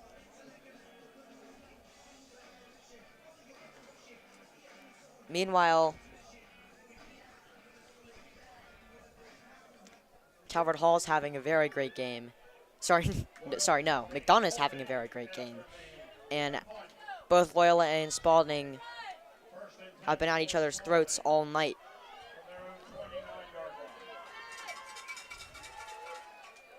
Malik Washington to Curtis, and he'll be brought down after a pickup of about 2 or 3 yards. Another update on the volleyball game. It looks like Loyola has won that set, and now we're tied 2-2 on sets. This last set is going to decide it. 2 minutes until it starts. Don's Boosters Club also there supporting the volleyball team, as this is for the #1 seed. So just so everybody knows, 21-21, our scoreboard is out, as we do apologize for that. 4 minutes left to go in the game, and we are all tied up at our 21.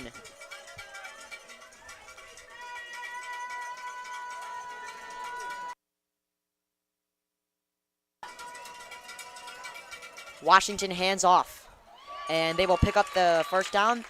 Not with Caden Curtis this time, however. This time it is number 20, Antonio Ledbetter. And flags fly as we'll get a false start. That's what happens when you try hurry up offense that much, though. Eventually one of them is going to end up with that result. And they've been pretty consistent with that system all game. So that'll bring them back.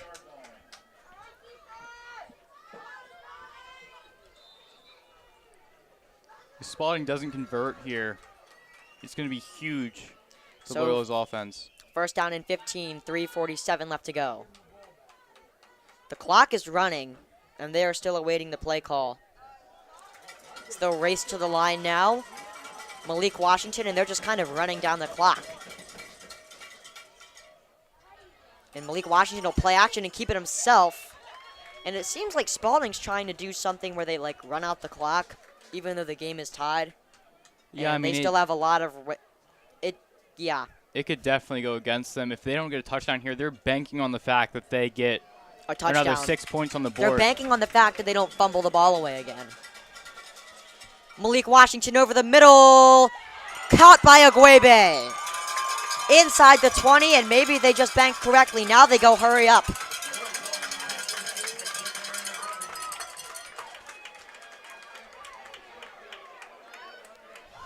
They still have to set the ball.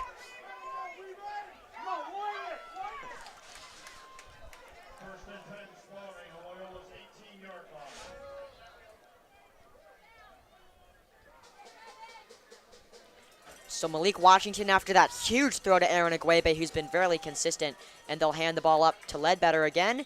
Pickup of a few.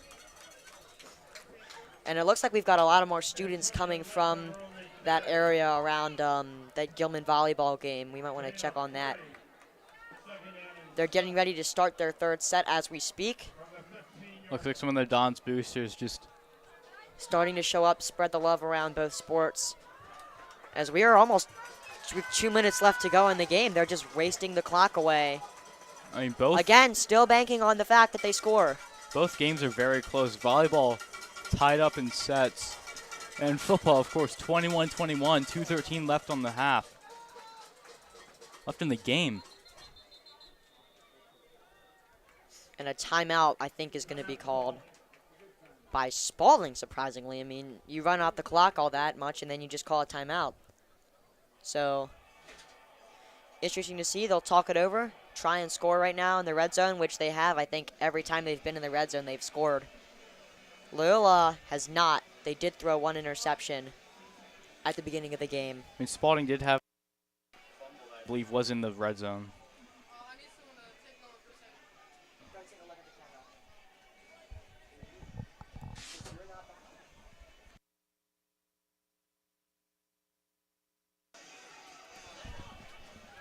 So 2 minutes and 8 seconds left to go. 21-21 in quarter number 4 of tonight's ball game.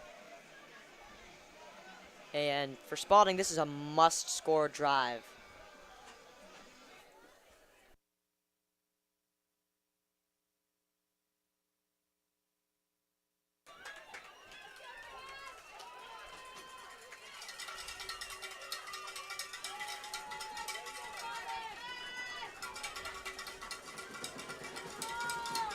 So Malik Washington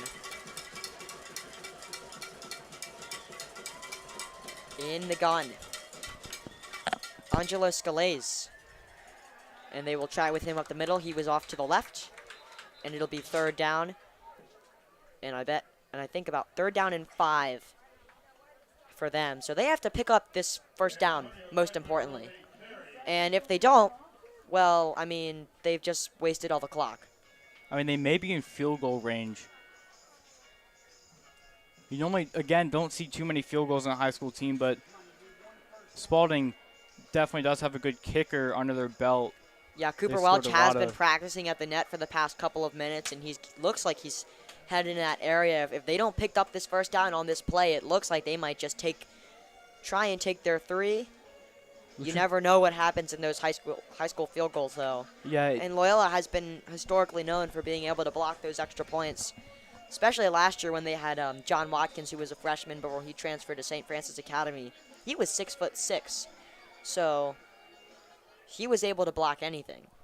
I mean, if Spalding gets these 3 points here, it's both a positive and a negative for Loyola. It gives you a chance to score a touchdown and win instead of tying going into overtime, but you also have to score that touchdown. Malik Washington sends Igwebe in motion. Pressure comes. Washington throws it to the corner of the end zone. And they're going to roll it incomplete. Excellent effort, though, I think, by number 42 on that play. David Ledbetter, who I will assume is related to Antonio Ledbetter. And that will bring up 4th down. Cooper Welch will come on to try the field goal and give them the lead with 1:54 left to go. This is a huge play. I mean, if you miss this, it gives the Dons a great opportunity to score a touchdown and win. If you make it, it gives the Dons a great opportunity to score a touchdown and win. The Dons need to score a touchdown on their next drive. Welch from we don't really know how far this is. Welch. And he's got it. Cooper Welch puts the Cavaliers on top. 1:49 left to go, and we will be back right after this.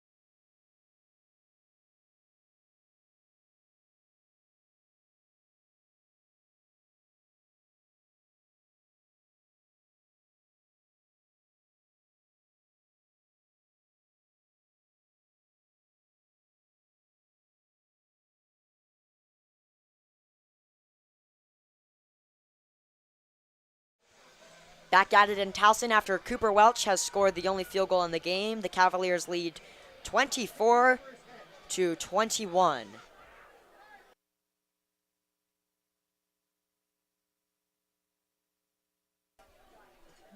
And the pressure's on for Loyola's offense. Welch, and it's fielded by Navarre. Fair catch for Loyola.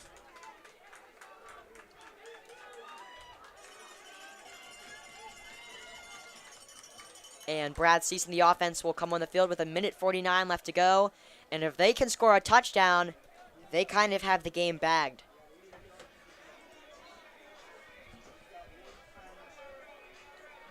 So this is most likely the final drive of this football game, which has been absolutely pulsating and nothing short of exciting. He's definitely been the most intense Loyola's had all season. Cease play action. He'll keep it himself and pick up 1. Because Loyola's team has been undefeated all season except for that one game against McDonough, but that wasn't really quite as intense because you were tied after halftime, but then McDonough just ran away with the game. We haven't seen anything like this towards the end of the game. Yeah, part of me was thinking that may happen as it was tied 7-7, but Loyola's done a good job of staying in this game.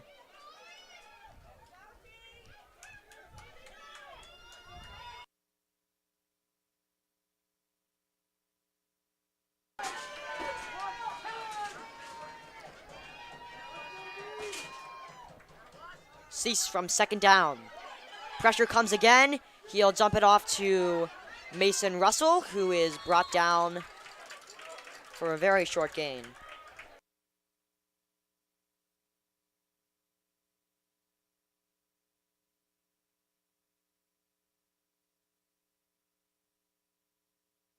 So it'll be a gain of 1, and it's 3rd down and 7, which is already a really tricky situation for Loyola.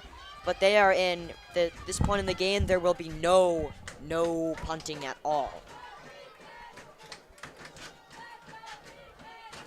Spalding making their voices heard, but Loyola's student section is really here now, so hopefully they'll match that energy.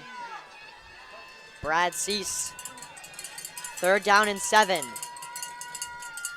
Cease takes the snap, fires, and it's caught by who we will have a 1st down. That's going to be caught by Braden Pruss, the sophomore wide receiver, who we've heard absolutely not. Well, we haven't heard much from him at all this season. He hasn't been on JV as he was last year, but Braden Pruss picks up the 1st down.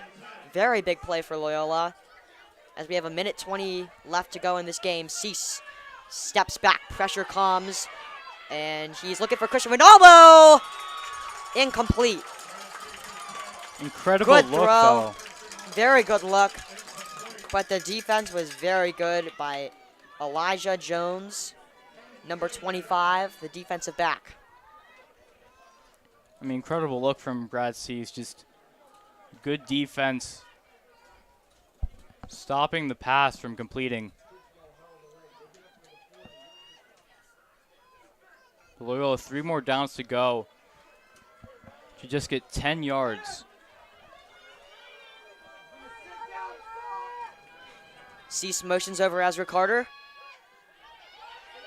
Pressure comes for Cease, fires over the middle, and another bad throw through the hands of Christian Ronaldo. Incomplete. 1:10 left to go, and it's 3rd and 10. They need this 1st down. We have seen a lot of incomplete passes to Christian Ronaldo this game. You know what time it is, Cole? It's time to go to Jaden Moore. If we could see a pass to Jaden Moore like we've seen multiple times in this game already, we just throw like 40 yards and he's just right there every time. That's what you need. So 3rd and 10, Cease. Spalding will rush 4. Here comes the blitz. Pressure comes for Cease. Launches it over the middle. And nearly intercepted. Incomplete. 4th down and 10. So sadly, if they don't pick up this 4th down, this game might be over. Loyola only has a timeout left. And Spalding might very, very well just kneel the ball down. They have to pick up this 4th down right here. A lot of pressure on Cease and the Loyola offense here. This could be the game.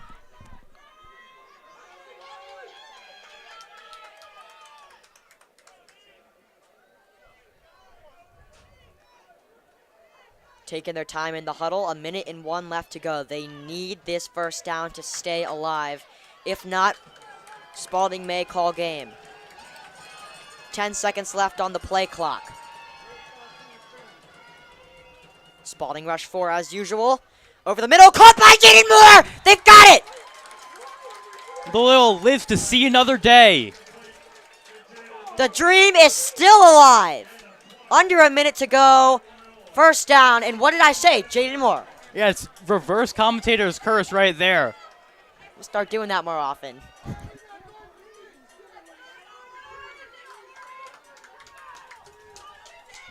Future NFL scriptwriter in the booth next to me. Brad Cease. Drops back. Pressure comes. Brad Cease looking to keep it alive. Great job by Brad Cease to get out of bounds. However, there's only 48 seconds left to go. Plenty of time for a touchdown. You would hope so. But especially if they keep getting big plays like that. You've got to be efficient on offense. I mean, now more than ever, you need to complete your passes. You need to get passes in. You can't run out of bounds like that. It was a good job not losing yards there, but you still can't be having that situation in the first place. You have to pass. You have to get yards. Cease steps back. Over the middle to Ronaldo. Caught! Christian Ronaldo!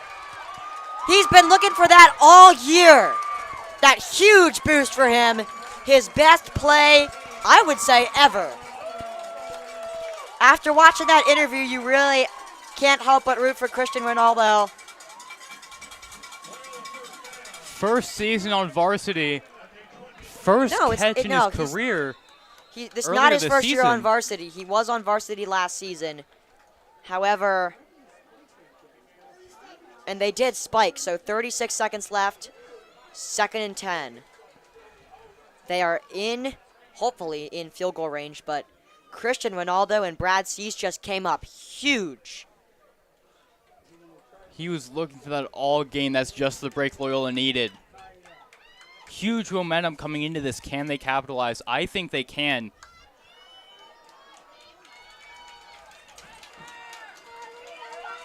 Brad Cease in the gun, Worthington to his right. Cease steps back, pressure comes over the middle, and incomplete to Jaden Moore.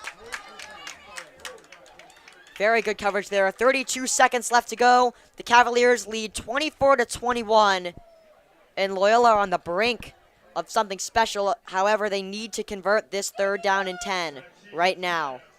This is the most intense game I think I've ever seen through my time at Loyola. We've seen Brad Cease be very consistent through the air right now.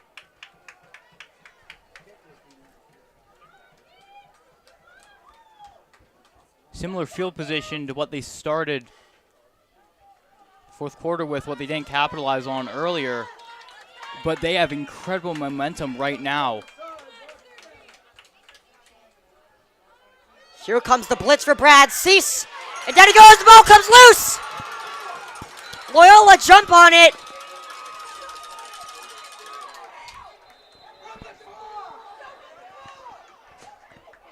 And the clock is stopped with 25 seconds left. But it is another 4th and long situation for Loyola after nobody really got that blitzer.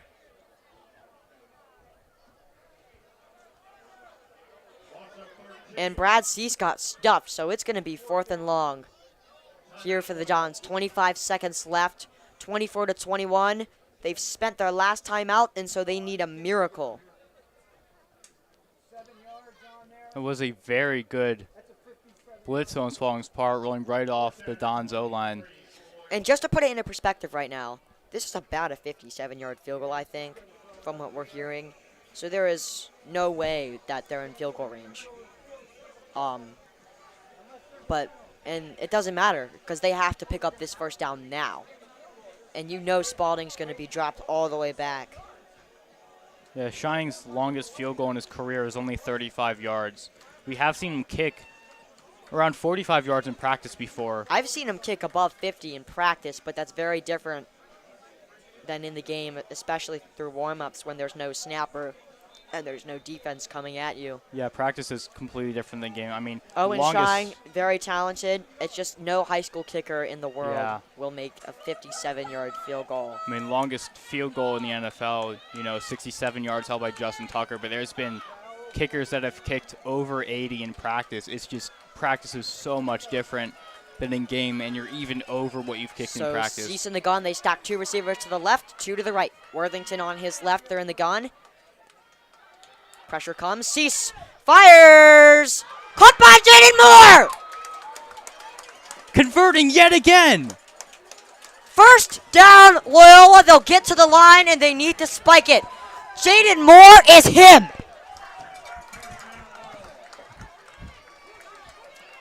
Rio Alvarez. Brad Cease will spike the ball. 15 seconds to go. This is the game. This is the game of the century. Loyola pulling out this win would be incredible. They'd only have one loss in the entire season against a team that's beat them 13 years in a row now. Spalding, incredibly dominant last season. If we could win this game. If only. Spalding was undefeated last season.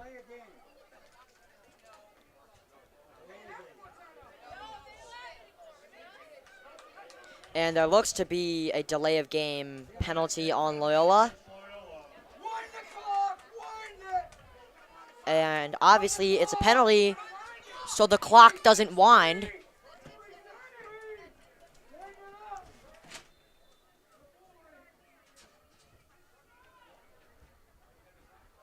And the clock is winding now. So they've got to get to the line, spike this ball again or something. 7 seconds left is what it's saying. At this point, I think just kick the field goal.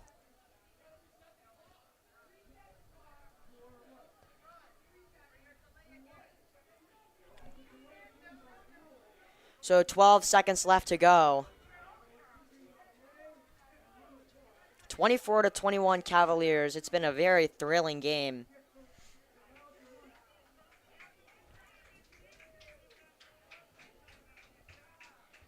So they're going to put 15 back on the clock now. Loyola have 2nd and 10. They're going to try probably for the end zone. And if not, they'll kick the field goal and go to overtime, God willing.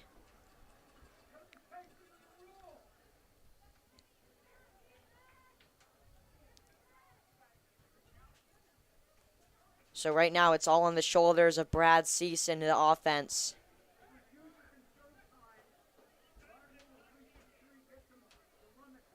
So I guess they're just making sure everything gets set. The refs are deliberating over what's going to go on right now. But both sides are ready. They just haven't officially set the ball yet. But, I mean, let's just acknowledge what an amazing job the offense has done on this drive. When they've had 4th and long situations and by some miracle picked up the first down. Twice because of Jaden Moore, once because of Cristiano Ronaldo. Who have both had an outstanding night. I mean, what can I tell you? Our interviews bring luck to the team. Jaden Moore, Cristiano Ronaldo, the 2 interviews just carried this drive.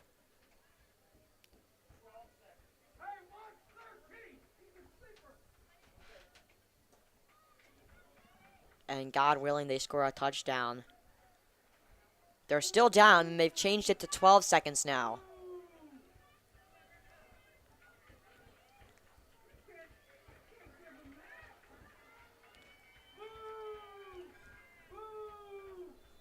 So they've given them the okay to go.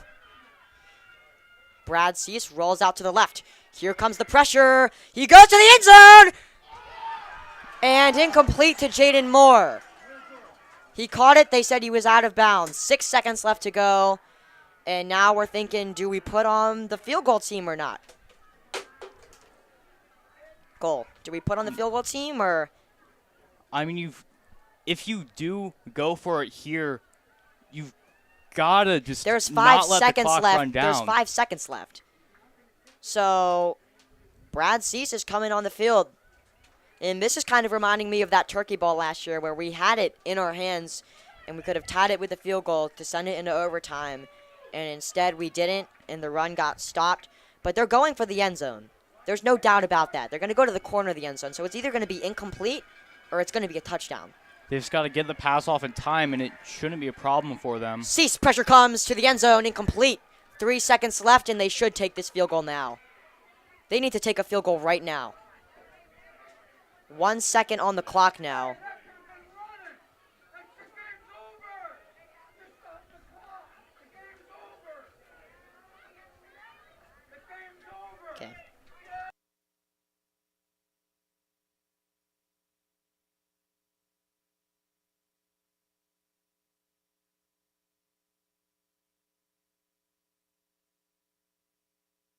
So with 1 second left to go, Owen Shine will try this field goal to tie the game and send it into overtime. Shine's kick is on the way, and good. We are going to overtime. We will be right back in a few seconds.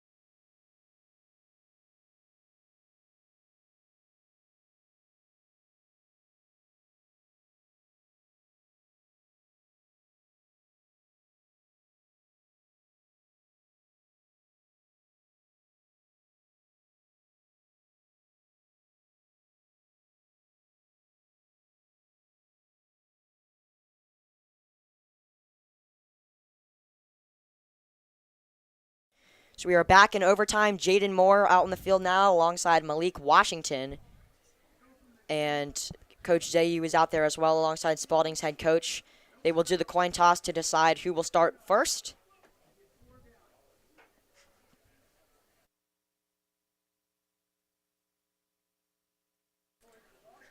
So it is 24-24.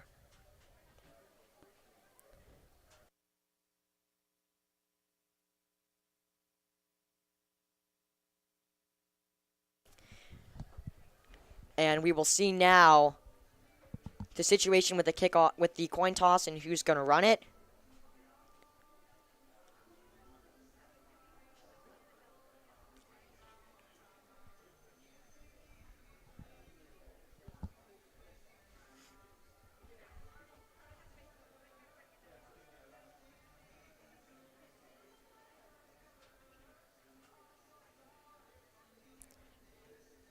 So again, we have no idea, obviously, what they're saying, what's going on in there right now. But I think we just need to take a moment to acknowledge, like, what a game this has been for both teams. And props to both sides who have stayed in it. And an excellent final drive for Loyola to draw level. Owen Shang with that field goal. I mean, yeah, just to emphasize how back and forth and intense this game has been, let's just run through all the scoring plays, right? I mean, you saw Spalding scored a touchdown, then Loyola scored a touchdown to tie it up in the first half, and then second half, Loyola scored a touchdown, Spalding scored a touchdown, Loyola responded with another touchdown, Spalding responded with another touchdown, and then we went scoreless for a bit, and then Spalding scored a field goal, and then Loyola responded with a field goal. It's been back and forth all game.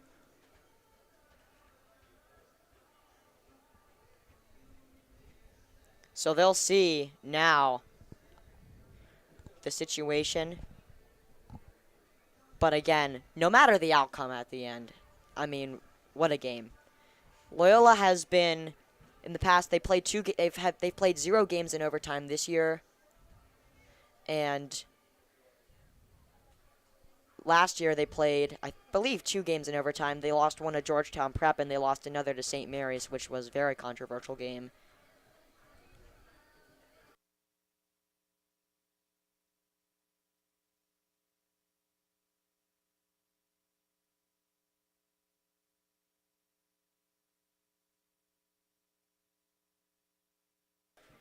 So overtime rules, very similar to college rules. Loyola will have the ball first. Jaden Moore has won the coin toss, shakes his hand with Malik Washington, and we are ready to go for overtime. Loyola will start with the ball. And what happens is they start at, I think, the 25, I believe, or maybe the 30, and they just work their way into Spalding end zone. And if they keep going back and forth until eventually one team does not score, and the winner will be based off of that. It's very similar to NCAA football and how that works. So 24-24, it's our first overtime.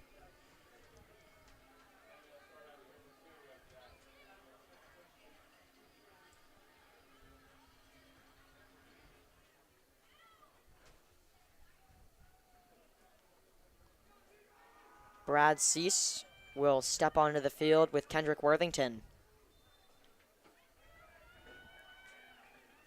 Cease under center. They'll pitch it to Worthington. And Worthington, as usual, is swallowed up by white shirts. That's been the story of the run game all year. And again, or not all year, all game. Kendrick Worthington is an absolutely amazing player. Spalding's just done an amazing job containing him.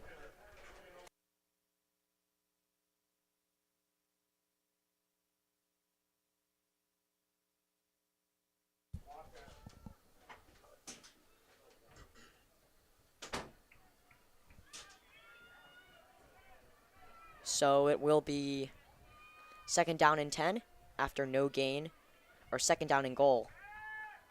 Cease steps up to the end zone for Ezra Carter, and it's over his head and complete. 3rd down for the Dons, as they need to get into the end zone here.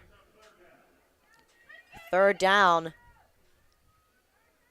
from the 14-yard line, and they do need to score on this play or the next. Sam Navarro comes out, and Braden Pross comes in alongside Mason Russell. Kendrick Worthington's also being taken out of this play, which will, that kind of just tells you what this next play will be. It's going to be a pass. Worthington really hasn't gotten much action at all this game. I mean, Spalding's just too good in their run defense. So Mason Russell stepping in due to Richie Hines' injury. Cease. Here comes the pressure. Cease floats it up to the end zone, and hit very hardly is Ezra Carter. People are, calling for the pass interference. It was a debatable call, but I think the referee made the right decision in the end, and the field goal unit will come on. So this means if we score this field goal, or don't, if we score this field goal, and Spalding scores a touchdown, it's game over. If we don't score this field goal, and Spalding scores a field goal or touchdown, it's over. So Owen Shine with his 2nd try of the night.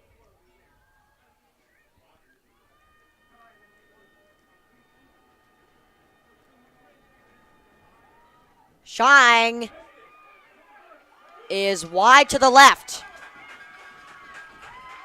And Spalding only need 3 now to win this game. 24-24.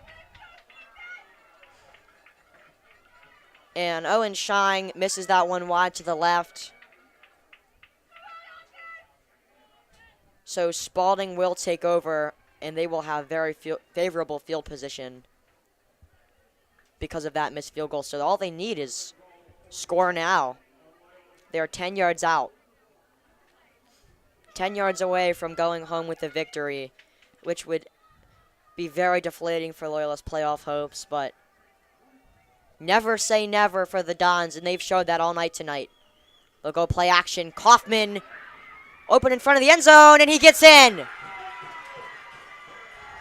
That will be the game. 30-24 Spalding. Still an incredible effort for both sides. Cavaliers pull it off. Not in the most neat, orderly, or sportsmanlike fashion at all, but thank you everybody to tuning in to our broadcast from Cole Cross. I'm George Schaefer. We will see you next week.